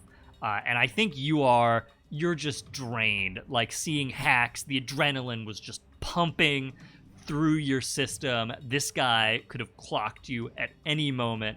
Fortunately, you had a rudimentary disguise on in the form of a flight helmet, and he seemed to be a bit distracted by the triple homicide that appeared to have occurred in the middle of his spaceport. So you were able to get back to the ship, but you're totally drained. I want to see.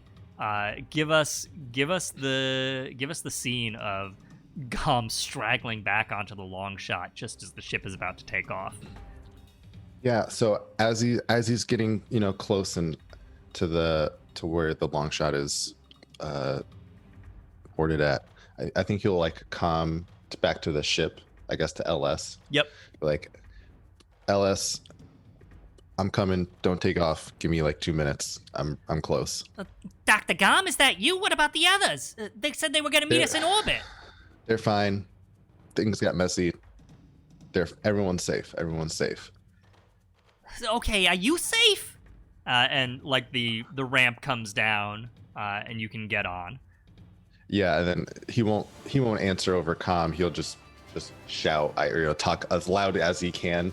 And as he goes up the ramp, you board the ship, you straggle up the ramp, you can see R4LS, the ship's astromech droid, the little purple dome of her head sort of peeking out from the corridor, the sort of short little corridor that leads to the cockpit at the front of the ship, into the main crew area where you're boarding. Yeah. So, and as he, gets all the way up the ramp, I think he's gonna like slowly, start to take off the helmet, but like it gets snagged on something, and then he like rips it off, throws it on the ground, and he'll just say, "I'm fine. I didn't get hit."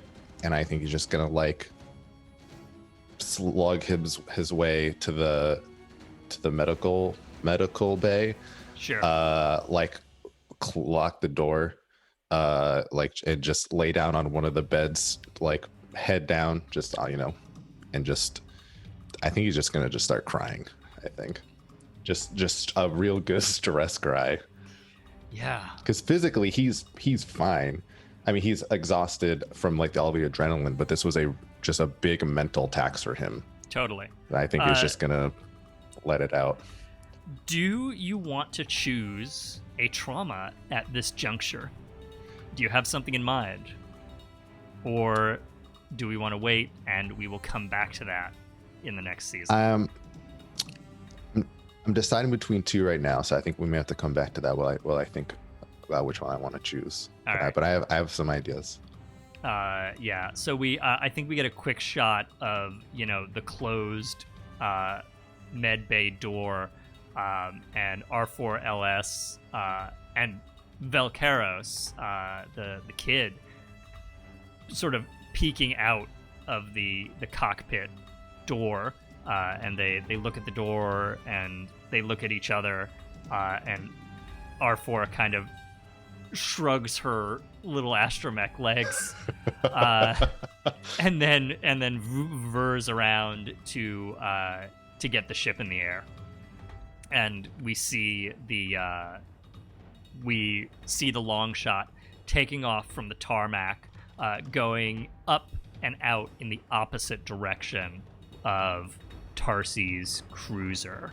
So we pop over to the cruiser, which is just sort of crazily and unsteadily making its way through the air and up, reeling from the force pull that Zethu did to keep it tethered to the ground just long enough for the three of you to get on board.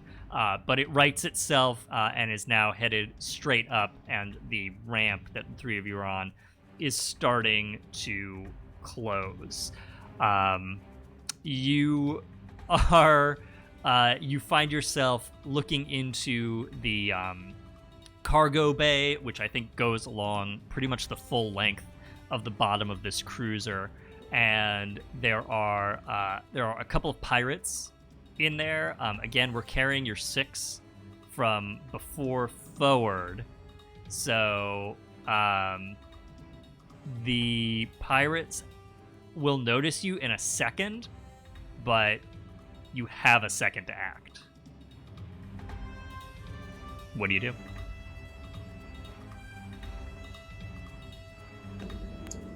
Oh my god. I feel like Zethu wants to make make it up towards like the cockpit, is sort of half staggering her way on over there on wobbly legs. Yeah, sure. So yeah, Zethu, you're functional, but you are just so drained from the effort of trying to grab an entire spaceship and hold it in the air. But you are able to sort of at least find your feet. You did the Force equivalent of Chris Evans holding that helicopter. Yes, you did. You absolutely did. All right. Now I'm gonna go fly said helicopter. All right. So you're trying to what's your goal here? I want to kill the person that is currently flying the ship so that I may fly said ship. Okay, cool. So, in order to do that, you will have to get from the cargo bay up into the main crew area and then forward to the front of the ship on the second deck to the cockpit. You can certainly you can attempt to blast your way through the pirates here and essentially blast your way up to the bridge. You could try to sneak up there. You could try some combination of both, but what's your approach here? Again, keeping in mind that this cargo bay that you're in, coming off the loading ramp, has pirates in it who have just boarded and blessedly have yet to turn around and spot you. Looks like Cheeks has an idea. Chico would like to suggest perhaps a small bit of murder. Oh, Ahesha was gonna suggest As a snack. holds and throwing them off the ship because, you know, her first instinct isn't necessarily murder if there's a non-murder way out. Isn't throwing them off the ship the same thing? We're not gonna get far No, if they'll we, just be in jail. It's fine. we're not gonna get far if we're not flying the damn thing ourselves. So, Cheekra, if you want to Yeah, sort of clear a path, and then if we can get up to the cockpit, Ahesha and I could get that airlock open. Maybe we could vent the whole thing. Oh, I was gonna boot them while we were grounded, but okay. Oh, we're already taking off. Yeah, Oh, you're- I assumed that Okay. we're already moving. You're in the Oh, air, airborne? I thought we were just Yeah. like, you It's have a highly effective way of killing them, though. oh god. Yeah, you're in the air. You have a few minutes I'm before tired. you're in space. I can't kill them Basically. one by one. Death by yeet. Or Cool. Look, I built a character that does one thing, guys. Leave me alone. Yeah, and I need them to help me clear a path to said cockpit. Yeah, Ahesha doesn't like Cheekra it, does but what one else is she thing, gonna and do? you need them to do the thing. Yeah, I need them to do it really well. All right, so I was like, so can I do the Cheekra, thing? do the thing. What do you do? These guys, these these pirates, I don't know what they look like. I do not care. They don't know that we're here yet, which means Not that they are. yet. You basically get the drop on them once, and then everybody in the ship will be aware that you are there. Will they though if I silently kill them? Depends on how you roll. All right. Well, I'd like to silently kill them. Okay. So in this cargo bay, there are 6 individuals. There's 6 of them. Okay. There's a bunch of people on this ship.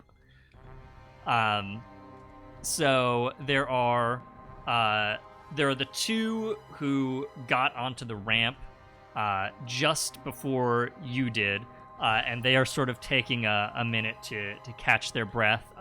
We'll say it's a couple of Rhodians, and then further in there are 4 more people who are kind of stowing some stuff in, like cargo nets on the side of the thing, and that's a mix of humans, aliens, that kind of thing, or Xenos, or whatever.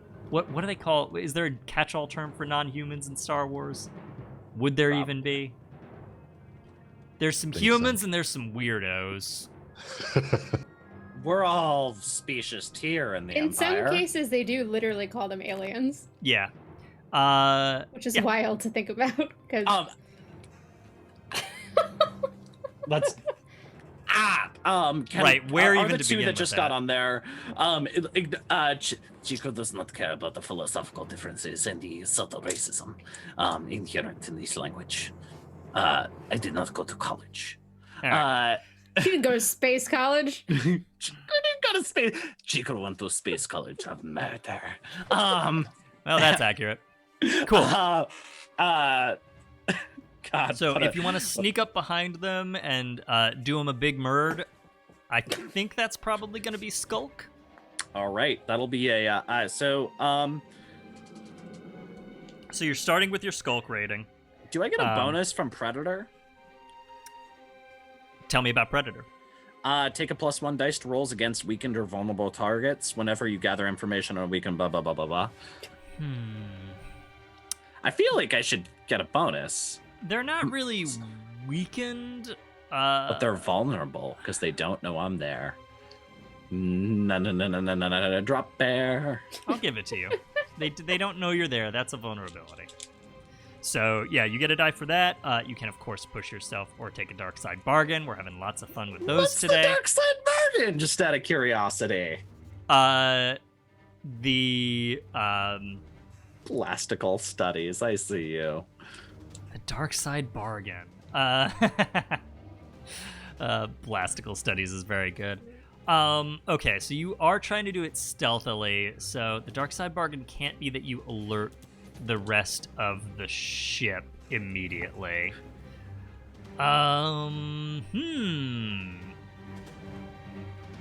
Let's say, Oh fuck, I hate that. all right, here's your dark side bargain. Oh my god. Your dark side bargain is going to be, you're not gonna get the ship. No, fuck that. I want this ship. I need to. I want something to eventually ram an Imperial ship with, and murdering up into a bigger ship is just the funniest shit in the world. I'll take my chances. Okay, Those were good chances. That's a cool. 5 And and you're a at 6. level parity with them, so that's all. So good. I'm rolling 2 dice, 5 and a 6. Okay, 6 will do it. So you, what does it look like? You take out both of these guys as they're sort of, like hands on knees, like. I think this is a cargo net situation. So Cheekra basically kind of scurries, clambers up a cargo net, blade in little fucked up snaggle teeth, and then leaps across,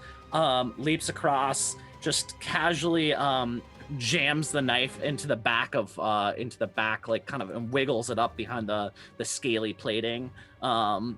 And then as that Rhodian topples, uses that momentum to jump to the other one and wraps their little Ewok legs around them, around the Rhodian's neck, and basically uses the backwards momentum along with the immense leverage their weirdly muscular little body has to snap its neck. Yeah.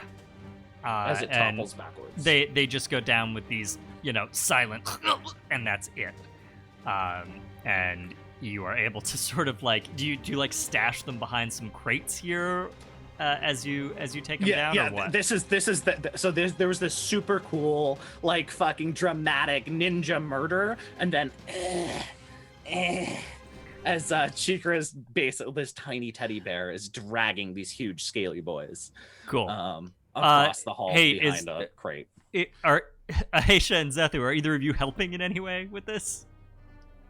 How many other beings are around for killing? There are 4 who are sort of scattered further down at the far end of the cargo bay.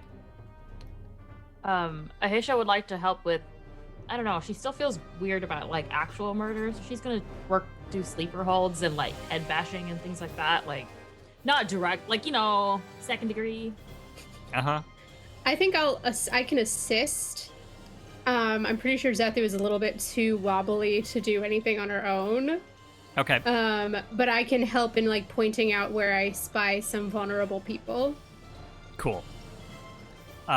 So we'll say the three of you are now crouched behind some crates in sort of at the end in front of this ramp, the up ramp at the far end of the cargo bay with the two pirates that Cheekra has just taken out off to either side, and you can get the drop on the other four. I've started a clock for take Tarsi's ship, and it is a 6-segment clock, and you have ticked a segment.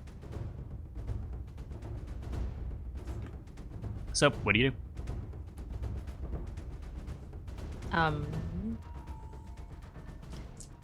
Well, would Ahesha's role be separate? Sorry. Yes, that's it. No, go Separate ahead. from... Would Ahesha's actions be assisting Cheekra or separate? It depends on what you're doing. Well, also helping clear out the people with, but like, I think she's doing her because she actually is fully functional, so she's probably gonna, knock some people over the head, put other ones in sleeper holds. Cool. So you just want to like sort of go in there silently, come up behind, and like get people. Mm-hmm. Okay.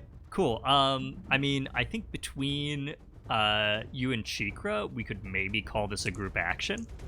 Okay. Yeah, So let's have a group. Seems like this is skulk still, because you're trying to be stealthy about this. So everybody spend 1 stress to roll as a group, and then you will. Everybody will roll skulk, and the highest roll is going to count for everybody. Well, unfortunately, even though I rolled a 6 and a 3, I have nothing in Skulk, so it's a 3 for me. Yeah, I have nothing in Skulk as well. We're good. We're good. We're good. You're good? We're good. We're good. Okay, good. That's good because That's a 6 and a 4. Okay. Oh, Cool. Nice. Yeah, because that was a 2. Not disadvantaged. 2 2s. Okay, so everybody mark the stress, but Yep, that 6 is going to count. Cheekra and Ahesha, what does it look like as you come up? I'm going to say you can get two more at a time here. It probably cuts from like a I think we see a tell me if I take too much cinematic direction here. No, we go ahead. see Ahesha just do a really just big buff fucking Togruta arms, just do a really brutal sleeper hold, and it just you just see picture Chris Evans pulling the wood log apart, but with a sleeper hold. Why are we And using Chris Ahesha. Evans to describe all of our actions? Because boy's ripped. because it's welcome to Flights of Fandom. Today Also, is Evans Thursday. Chrisworth, this isn't Evans- new. Yeah, this isn't new. It's Flights of Fandom, aka the Chris Evans Show, where we just stand Chris Evans for 3 hours. We do. every we do. week. It's just a water cooler. It's a water cooler called with Chris Evans Thirst on the tank, and we've just we've flipped the We're little all drinking by flipper. the nozzle. Yeah, we flipped. I'm not the one that's made any Chris Evans references. Y'all speak for yourselves. All right. Well, All right, the Hopper and I are drinking from the nozzle. Understanding. Anyways, yeah, so that happens. We see that body drop, and as the body drops, it reveals another human being taken out by Cheekra, probably in a very similar manner to what humans are so squishy. They're really easy to kill, and Cheekra has done a lot of it. Cool. A lot of So you come up, you drop another 2, and you're moving forward to the last 2 pirates at the far end of the cargo bay. I think one of them is just securing the straps on this cargo netting. The other one is just about to lift up some sort of large metal cylinder with, some little Star Wars lights on it. Some flickering diodes. Yeah. I got very distracted by the suggestion that Chad had. Oh God, do I? Oh boy. Oh, God. No. it's worse because like, oh my god, that's terrifying. Horror show. All right. So there's only 2 left. Yeah. What do you do? Okay, so I have 4 stress right now. I have 5 more remaining. I could push myself to engage them in close combat on equal grounds to take out both. Yeah, you can Or definitely we do could that. do another group action. Is that Yeah, I have the ability to take about 3 more stress, so I'll take this stress then, so that because obviously yeah, because I Zethu want can't. to save some stress for piloting. Mm-hmm. We just see it. If I take more than 1, I will be out. Yeah, so. All right. Well, guess what? It's Cheekra's time to shine. Do it. Do I need to be stealthy for this or no? That's up to you. If I murder them both and both of them die, will it alert the rest of the ship, or do I need to be stealthy? If you, I mean, it depends on the roll. Like, I don't know what's gonna happen. Like, if there's fair. if All you, right, I'm just if gonna you go. get I'm a just gonna mixed try success, if you get a mixed success, then like it is very probable that you will alert the rest of the ship. All right. And well, remember, in you can either- roll in to either resist scenario. consequences. So I am rolling pretty. I'm gonna be rolling with a lot of dice. Yeah. So because I am gonna. So I will push Do it. myself to engage them on equal footing, so I can take out both at once. Okay. And then great. I'm gonna be, because they don't know we're there. I would argue that makes them vulnerable. Mhm. Predator, and then are they of equal level to us? Yes. Okay, so that's still 4 dice. Right. Wow, Let's roll it and see how it goes. 4 dice, damn. 3 points in skirmish and 1 point and the 1 from the predator. And then I'm gonna take them both out. Oh my hopefully. god. So that's a mixed success. Uh-huh. That's a 5 and 3 1s. Oh Jesus. Okay. Or as the kids like to say these days, fuck.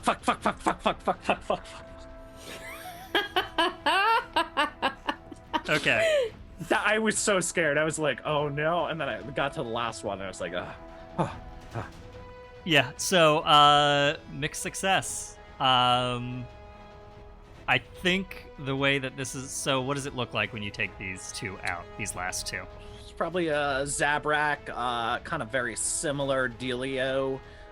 Just a very dramatic Rambo-esque Expendables 3 fucking over the top throat slash, and then the last one's down away from the railing, so you literally just see Cheekra launch themselves off the railing, and doesn't quite stick this perfect stab landing, but lands on top of the last, let's say, human, and just pretty frantically like tries to go for the vocal cords. So it's basically a teddy bear backpack that's also stabbing them in the throat. Yeah. Cool. So you stab, but as you go down with them, there's a big clatter as they drop what they were holding, and that cylinder sort of rolls over and clanks against one of the bulkheads. You take them both out, but you hear a voice from their, let's say, you're sort of at the front of the cargo bay now, and there's a ladder in the middle that goes up to the next deck, and you hear a voice shout down, "Hey, what the hell's going on down there? Get that stuff stowed and get up here!" And I think, though you are not revealed right this second, the 3 of you see a Gamoran, a green pig face, poke through the sort of trapdoor at the top, and start looking around, and like very quickly see that there are bodies slumped around in here, and he curses, "Jim, what the hell's going on? Hey, there's Go somebody on the ship!" I feel like I want to Oh, it's too late because you already yelled. Do you want to do something? I was gonna try to shoot him before he could finish shouting. Maybe you can make it. It's not gonna go well because I'm not doing so hot. Oh yeah, because you're rocking a -2. Yup. What's the harm in trying? Yeah, there's no harm in trying. It either works or it doesn't work.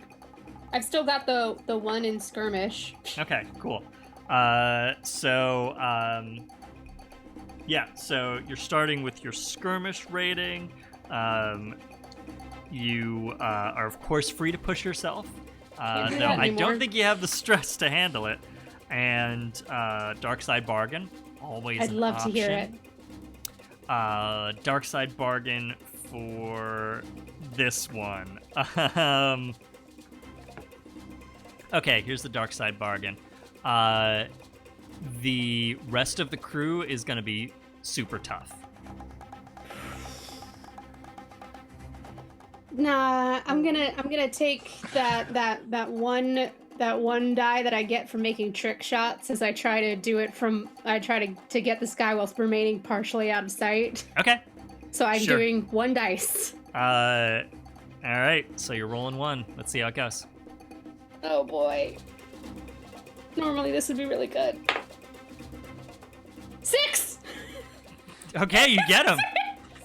Nice. Cool. I'm too You don't tired to always deal with have to this. listen to the dark side. On So the dark side. he does not get that entire sentence out before you pop off a blaster shot as he turns away from the hatch. Boom! Right in the neck, and this big guy just sort of slumps over and crashes through into the cargo bay and slumps at the bottom of the ladder. Question: how big Yeah. is this ship? Like, is this a common, or I guess has Ahesha been on this ship before? This is a very common class of ship. It is. It's very likely that you've been on a similar ship before. Okay. But the reason I ask is because what Ahesha would like to do is find the door, like the control panel or a panel in the cargo bay, Mhm. and essentially clear a path from the cargo bay to the cockpit and lock everyone else out. Yes. Cool. So you want to know if you can bypass the rest of the upper deck, basically. Yeah. Cool. All right. So let's have a roll. I think you. I don't know. I would accept study if you're more relying on your innate knowledge of the ship. If you're going to do something specific and mechanical, we're probably talking more of a rig situation. I think she's more of a rigger. Okay. Cool. Question. Is this is not a clock, right? You are filling a clock, yeah. You're filling We the are clock filling to the clock, take the okay. ship. I will tell you right now, you are at 4 out of 6 segments. So Okay, you're well, doing if quite this well. works, I get to fill 2 segments Yes. because I have Yes. the tinker ability. Okay, great, yeah. So I know I only have 3 stresses left, but I feel like this might be one where I push myself because it's gonna get us out of here. So Mhm. I will push myself. Take 2 more stress for the 3rd guy. Be worth it, please be worth it. Okay. A 2, 3, and a 6, so that 3rd die worked. Okay, yeah, there you go. That'll do Yes. it. Lead with the 6. Okay, cool. So, Ahesha, you're aware that there is an access hatch, which is normally locked. You know, it's not like a standard.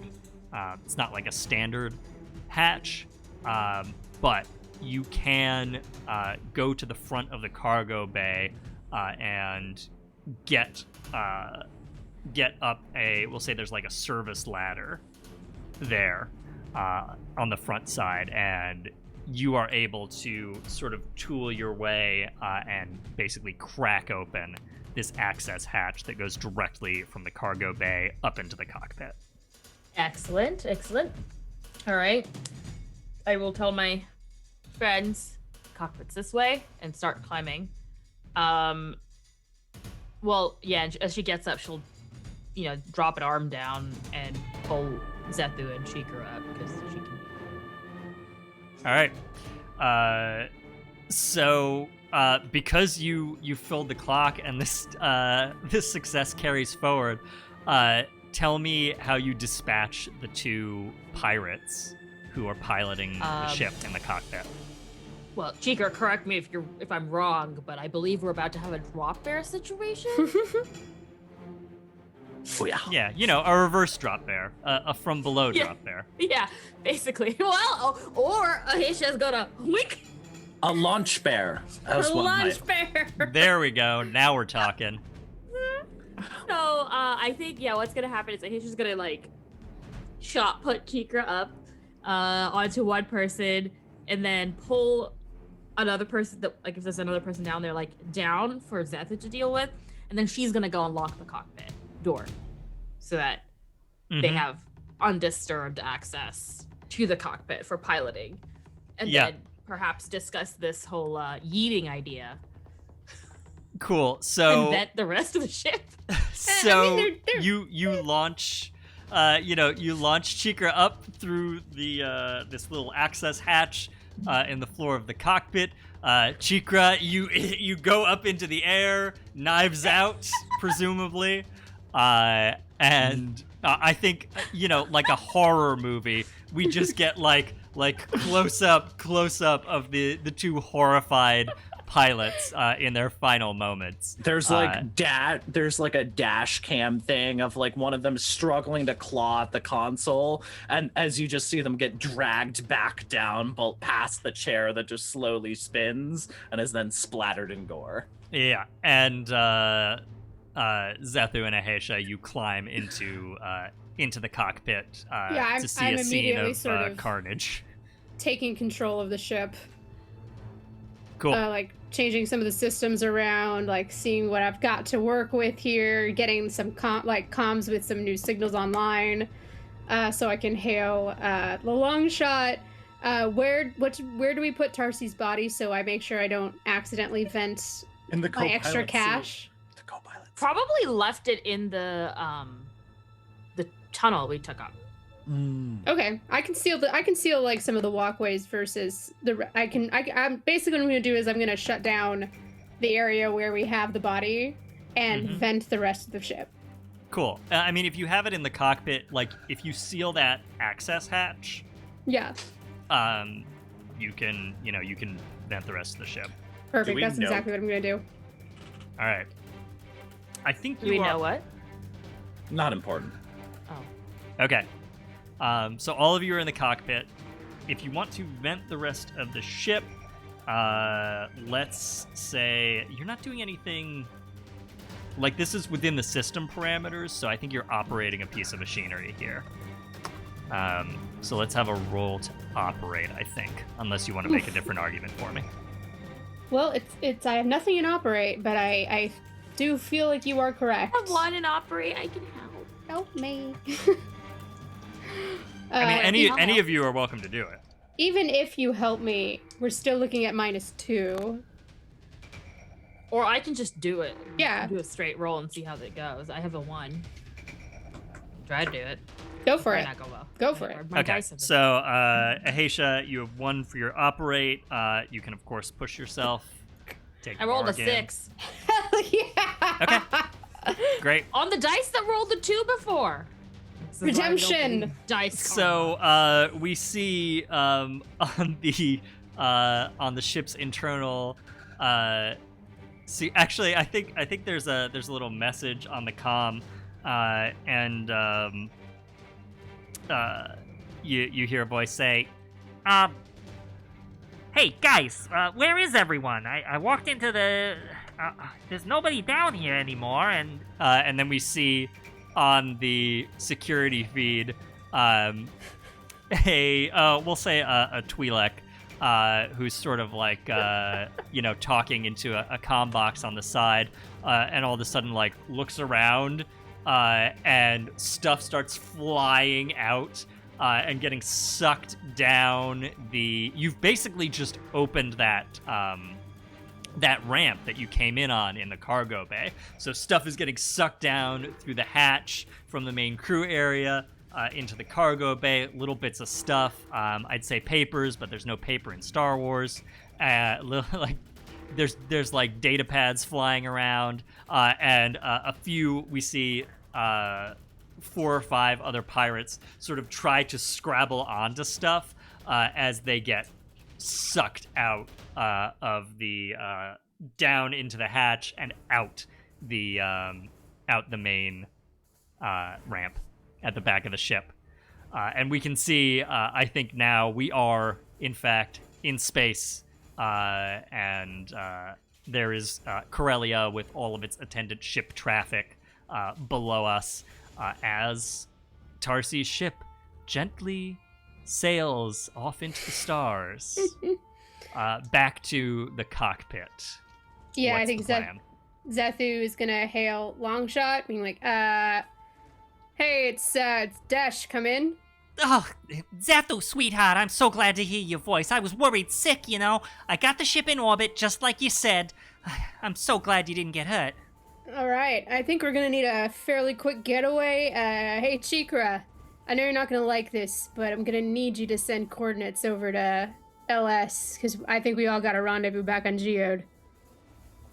You should still have the coordinates. We did not delete them as planned because of our rapid exit. Perfect. All right, LS, punch in those previous coordinates, and then let me rephrase. Cheekra, you're gonna have to give me the coordinates. No. Well, we could sit here until the Corellian authorities inevitably find us and capture us. And You can put them in, or you can. I can put them in if you want to tell them to me. Up to you, Cheekra. I don't. Let me say it like this. Your secret is safe with my total indifference. In the words of a wise, of a wise D&D player.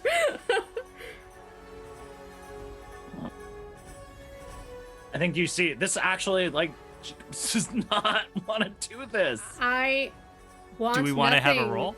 from your people? Yeah, can I get a roll?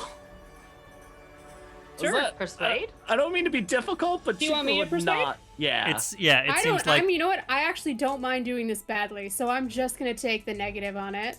it seems like a Because persuade roll. Zethu does not exude trustworthiness, shall we say? And I don't feel the need to boost that. And I think we're talking a fortune roll here, so we're not going to deal with any of the additional. That's a 5 and a 6, though. So it would be a 5. Okay, so a mixed success. Cheekra, what does that mean?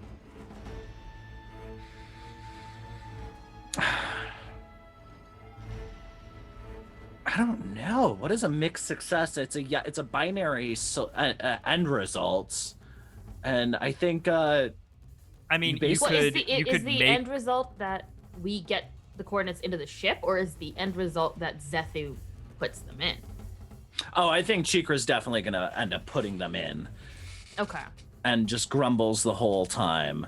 And but at the end of the day, I don't also, think there's any way that Zethu cannot fly the ship without knowing the ultimate. Yeah, Without knowing I gotta have them. Yeah, but 'cause you is don't have there LS some guiding. sort of promise that Cheekra wants to extract from Zethu here, for example?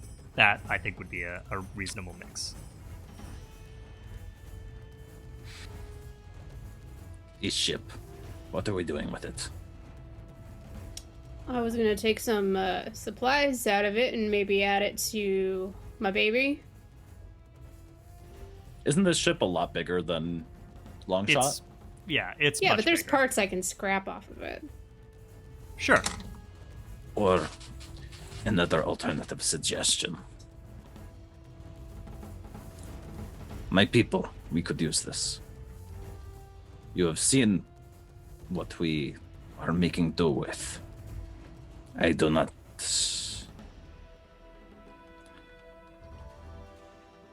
The ship that Kaz is flying, assuming this little shit makes it back, Trade? Fine by me, as long as we get out of here. I And got some extra credits out of this in the end. I'm happy. I don't know how coordinates work in Star Wars, but I think Punch him on into my computer. Yeah, Cheekra will punch him into the computer and then Okay. unplug their monitor. And Zethu, you hit it. Yeah, let's get the hell out of here. The stars streak in front of you as the cruiser blasts to hyperspace, and we see, I think, a little ways off to the side, the Longshot does as well, and you are out of the Corellian system and in hyperspace on course for Geode. Let's cut for just a moment to Officer Hax, the Corellian security official, who I think is talking to one of his subordinates at the scene at the spaceport. All right, good. Make sure all of these witness interviews are filed, and I'll review them. I'd also like to get the spaceport security feeds, interior and exterior. I don't know where these ruffians have gone, but I aim to find them. I want to know what ship they came in on, I want to know who they are, and I want to see the exact feed of this location at the time of this firefight. We're going to find these people.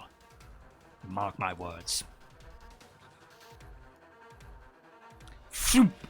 And the cruiser and Longshot come out of hyperspace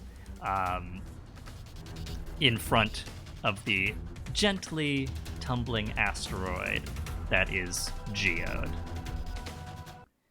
Let's cut to the interior of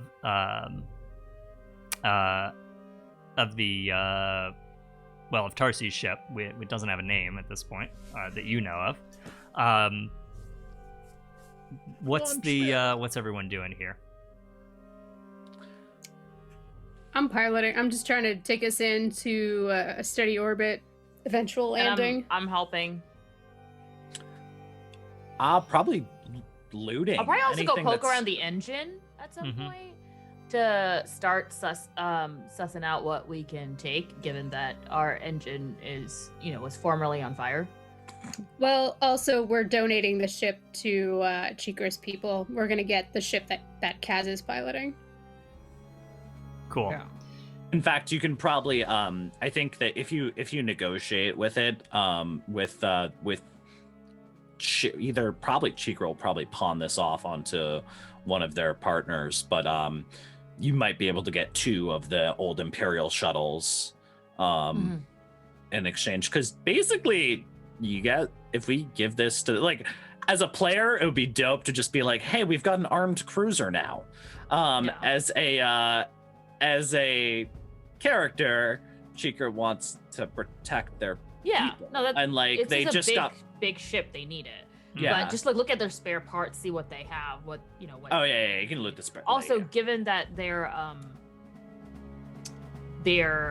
pirates, it's also very curious. She's also very curious as to what's on board. Sure. That hasn't been vented.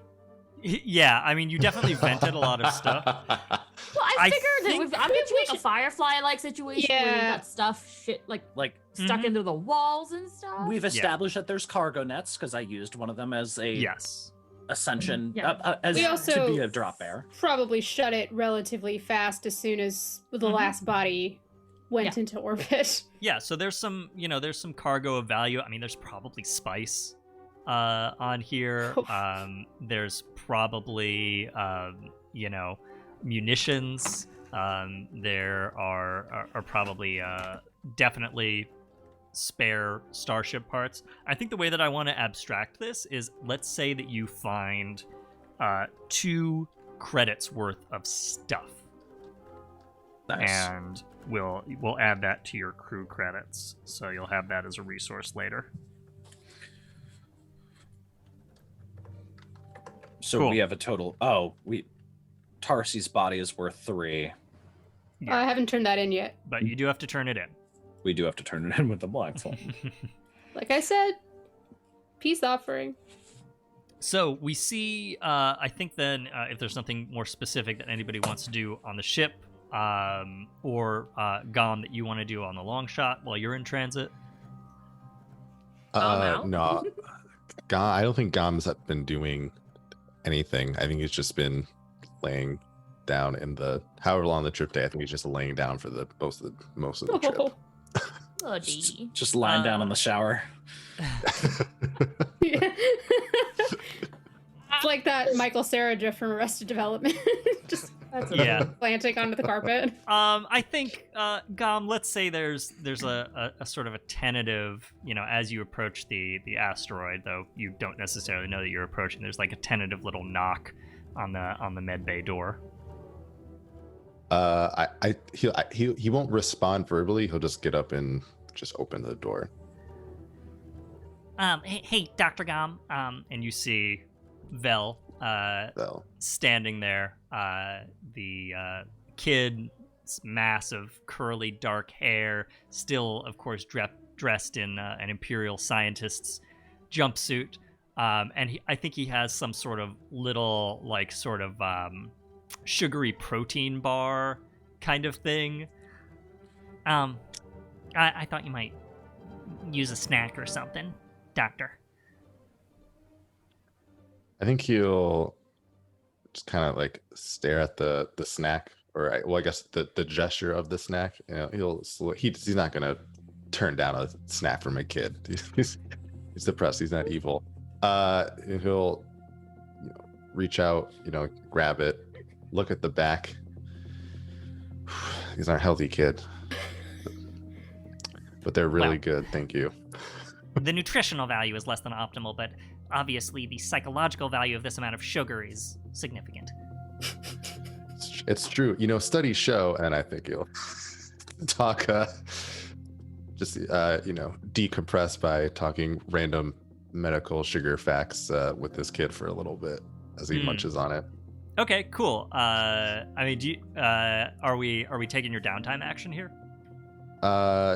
Yeah, I think this is going to be the downtime action. Clearing the stress. Cool. So I think we see. So yeah, go ahead, clear your stress, and we're coming to an end. But give me a fortune roll.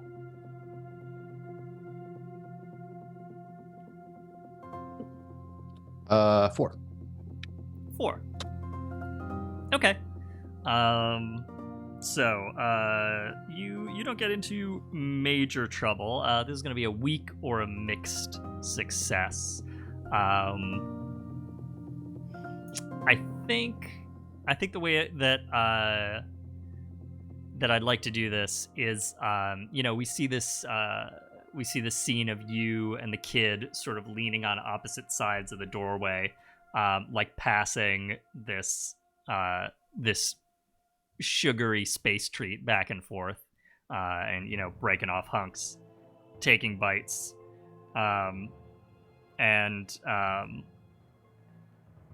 yeah, okay, so I think the mixed success is the kid's gonna try to get you to reveal something from your past. So Vel says, after you've sort of gone through your technical talk, Doc, I know that you weren't too keen on going down there. You seemed rather upset about the whole situation. What happened with you on Corellia? I know why I left. Well, I didn't choose to leave. I got taken, but you're from there too, and I just wondered why you were so nervous to go back. I think he'll just sigh, and he goes, "So you study engineering, right?" Sure, that's my main interest. Sure, right. You ever learn about ethics? You ever take an ethics course? They ever teach you that stuff? No, not really. Most of my background is educational and mechanical in nature. Math, physics, that sort of thing. Okay. Well, you know what ethics are, right? Right from wrong. You know, just because you have the knowledge to do something, some things you shouldn't apply that knowledge to for, life, humanity's sake, etc. Sure. They Sure. Well, wanted us to make weapons with the knowledge we had, and I didn't think that was right. yeah, well, Like that that? actually makes sense that they didn't teach you ethics then that makes sense. Yeah, like that, exactly. So you got that without the course. Good job, kid. Well, when I was practicing, I had thought that I was doing the right thing with something, and I ended up doing the wrong thing, and it cost my career, but that's not important. What's important is a mistake I made while I was supposed to be helping people ended up hurting a lot of people instead. That sounds really hard. I don't get it. If you think you're doing the right thing, shouldn't the right thing happen? Universe ain't that simple, kid. And Vel kind of takes a very thoughtful bite of this snack bar. Just kind of literally and figuratively chews on that. I think he'll take the snack bat, take a bite, goes, man, Zethu's gonna be pissed when she realizes we took her snacks. And with that as a cut, we see the cruiser and the Longshot and the little Ewok modified Imperial shuttle landing in the big hangar bay, the docking bay of Geode, of the asteroid. And Kaz gets off the shuttle and runs to meet Cheekra, your little family cluster, your mates, your kids, who all embrace. Gom, you are coming off the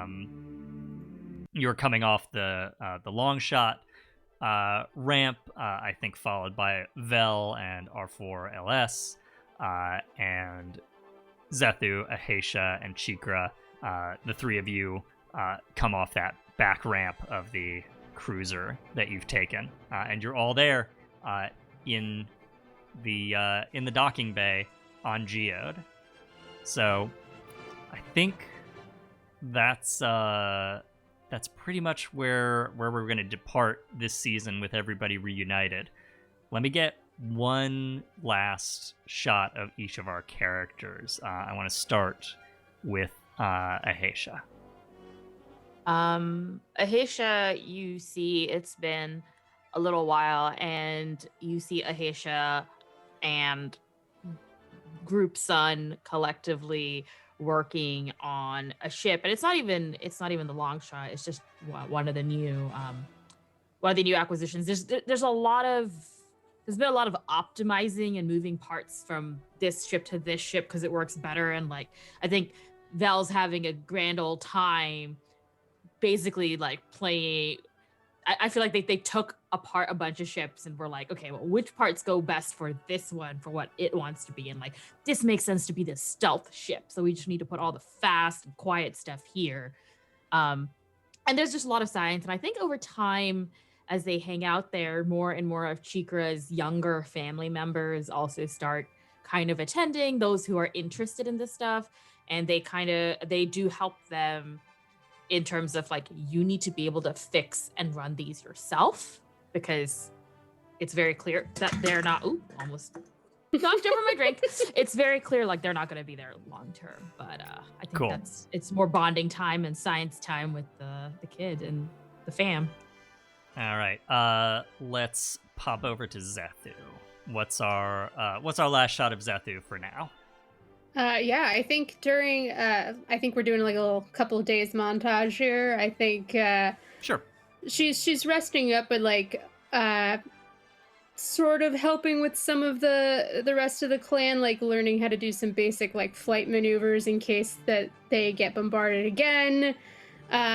Maybe working with Vel to like be kind of her co-pilot a little bit. But during the night or like very early morning, she's finding quiet places to train herself. Was not happy that that one move that she made just sort of completely wiped her. It's like, what's the point of having all of this power? She almost pulled a ship out of the sky and couldn't really maintain that. It's like, what's the point of having that if doing that once wipes her out? So I think she's becoming like more, she's trying to teach herself to be more adept at like she's like lifting some of the boxes up and she's putting more and more weights on them to like try to move them around. She's like finding parts as she's sort of directing them in like an abandoned warehouse on Geode. I think the final shot though is there's something on her ship that she has. It's pretty old and beat up. It's a scrap piece of something that looks like the hull of a ship, but just like a small amount of it, and you just can make out very rusted over the name Atiscorp. And it's just her sort of looking at it, and she like holds it in her hand and like balls it into a fist, and the whole thing shudders and just completely concaves on itself. And there's a really unsettling look in her eyes as she's watching that happen. Cool. Dr. Gom, where do we leave Gom for the moment?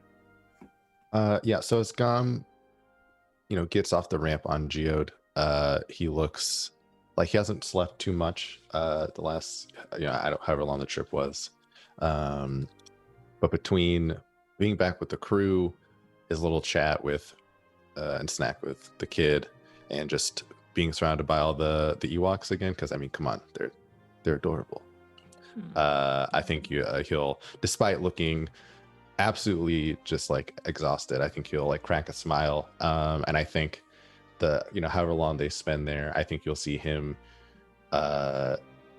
one, learning how to make the baskets that they make when he was following the kid the last time they were there, as well as showing them basic sutures on whatever fruit they have around. Yeah, you're like resewing the skin of like a space mango or something.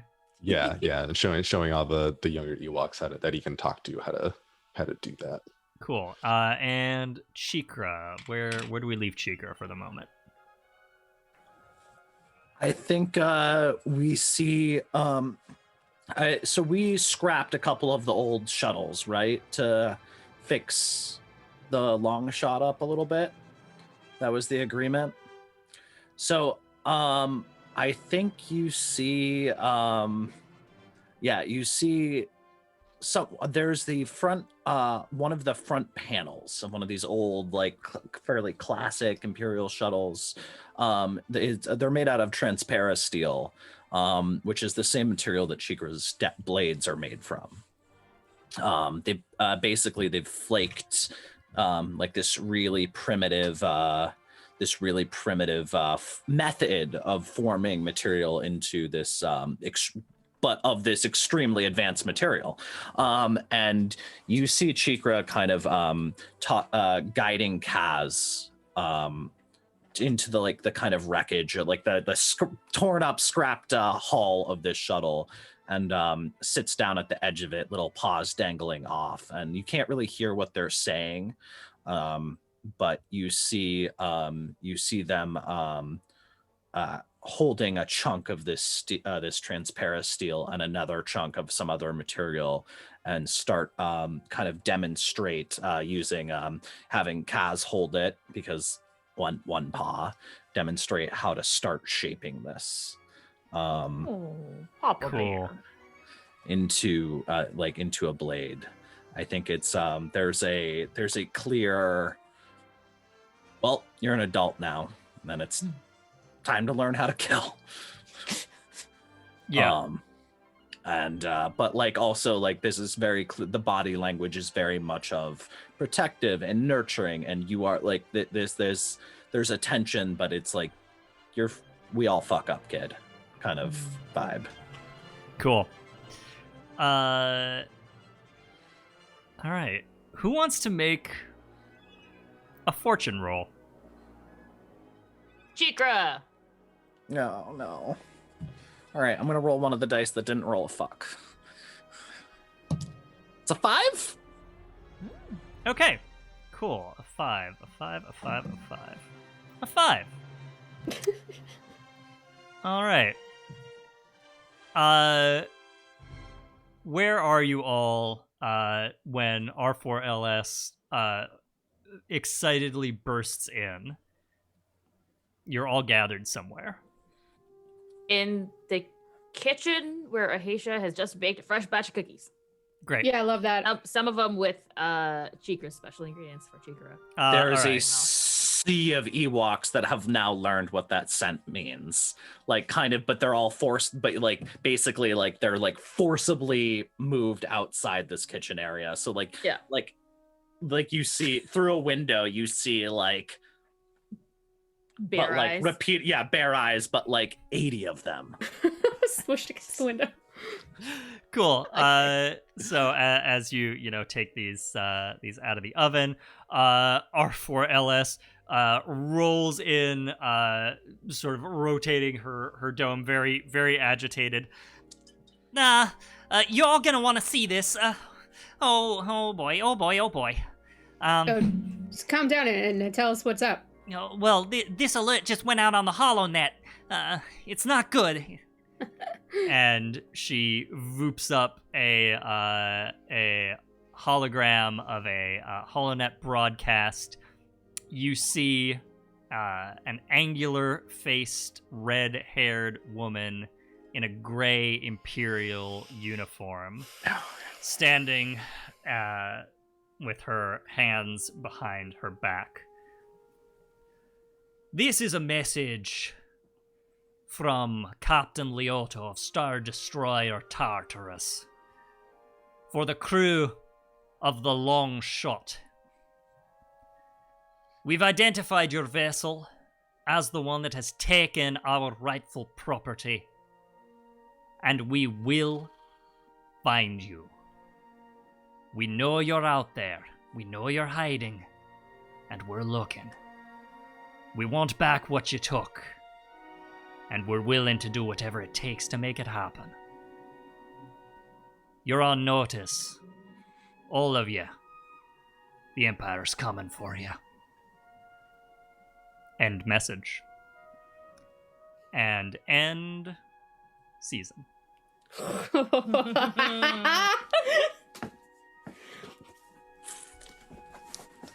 Let's go kill some space fascists. Thank you all in the chat and here, players on the stream, once again, for joining me for Flights of Fandom Longshot here on ManaPot Studios. This is the end of the second season of our Star Wars game, but the stream will be back next Saturday. We are going to be continuing to use this modified Blades in the Dark system that I've worked on to play in the world of the Dishonored games. So make sure you come back here to catch the first installment of that. We're going to be going for the month of March, Saturdays at 3 p.m. Eastern. We will have some familiar faces and some new ones on a brand new adventure in the whale punk streets of Dunwall. So be sure to join us for that next time. In the meantime, you can, of course, head over to youtube.com/ManaPot Studios to catch up on all of Longshot. All 10 episodes of the series so far will be up there for your viewing enjoyment. And once again, I have been David. It has been a joy and a privilege to be your GM for this one. You can check out all the game stuff that I do over at dbb-8.itch.io. And with that, I will kick it over to the players to see what they have to tell you about coming up, starting with Puja. Hey everyone, I have been Puja and I will continue to be Puja, hopefully. And even though I will not be in the March campaign for Dishonored, which y'all should definitely watch, you can find me on Sunday nights at 8/7 Central for probably the next 6 or so weeks at this point for a Blue Rose campaign on Praxagora Thesmophoria's channel. So I will be there tomorrow night and the weeks following. And other than that, if you want to keep up with my writing projects, which is probably what I'm going to be focusing the most on for the next month, stay tuned to my Twitter account, which is @Puja. And I'll also be posting things on Instagram @Pujabberwocky. And I hope to see y'all out there. All right, awesome. Over to Wesley. Hey everyone. Thanks for another great season of Longshot. Had so much fun. Can't wait to keep having fun with y'all. Still no projects to shout out. But I look forward to playing with y'all again, hopefully soon. Awesome. Up to Marcy. Hey y'all, still Marcy. If you're curious, you can find me most places around the internet under Experimental Madness, or where I'm still the resident cryptid on Twitter under Marciful. I secretly lurk there, so sometimes I see things I wish I hadn't seen on that godforsaken site. But if you want to get a hold of me on there, I will check my DMs. I'm very excited to say I'll be one of the familiar faces through our Flights of Fandom Dishonored stream starting next week. I love that game so much, so I'm so excited to be playing in our fanfiction land of it. If you're still not tired of me after hearing all of that, you can always tune in tomorrow for our Invisible Sun stream, The Hole in the World. At 4:30 p.m. Eastern Time. We are going back for our third episode of our interlude series, The War Report, which gives you just a glimpse more insight into the world that we play in and the story that we're trying to tell with our main characters. It's super cool. Do join us. I do think the first two are still available for viewing up on our Twitch channel. It's a real trippy, fun time, y'all. Come join us. And as always, for our Flights of Fandom streams, if you're watching this and you're really enjoying it and you have a fandom that you want to see, you want to DM, you want to play, hit us up. Let us know on our Discord, because we want to hear, and we want to hear about all the fandoms that y'all love, and we want you to play in those fandoms with us. Absolutely. And Hopper, take us home. I get a break for the month of March. Kind of. I'm still gonna be, I will also, if you're not sick of me, I'll also be on I'm also on the Invisible Sun stream. It's super fucking rad. You should check it out. And I'm gonna enjoy tuning in and not having, I get a month off, guys. It's been a year. I'm not operating on nothing but caffeine and force of will. And I'm super excited to see you guys play in the Dishonored world. Whale punk, fucking Whale punk. Yes. Whale punk, baby. Yeah. God damn it. How can I have a straight face with after that? I'm Hopper, they, them, and I can continue regrettably to be found on various platforms under Fail Deadly. That's with a 3 instead of an E, because as always, I'm a bad person. And I'm actually hoping, in March, during my month off, I'm hoping to release a free little supplement for 5e for the first actual thing I'll release properly under the Legend Tree, which if you want content to amuse, torture, horrify, generally titillate your players, I've got some dumb bullshit. If you like wacky animals and with ridiculous fucking animals with good, actual, well thought out design and biological underpinning, then yeah. I'll be posting shit up hopefully in the next couple weeks. So, amazing. So, with that, I will wish you all a great week, a great Saturday. We'll see you next time on Flights of Fandom. And for the last time in a bit, may the Force be with you.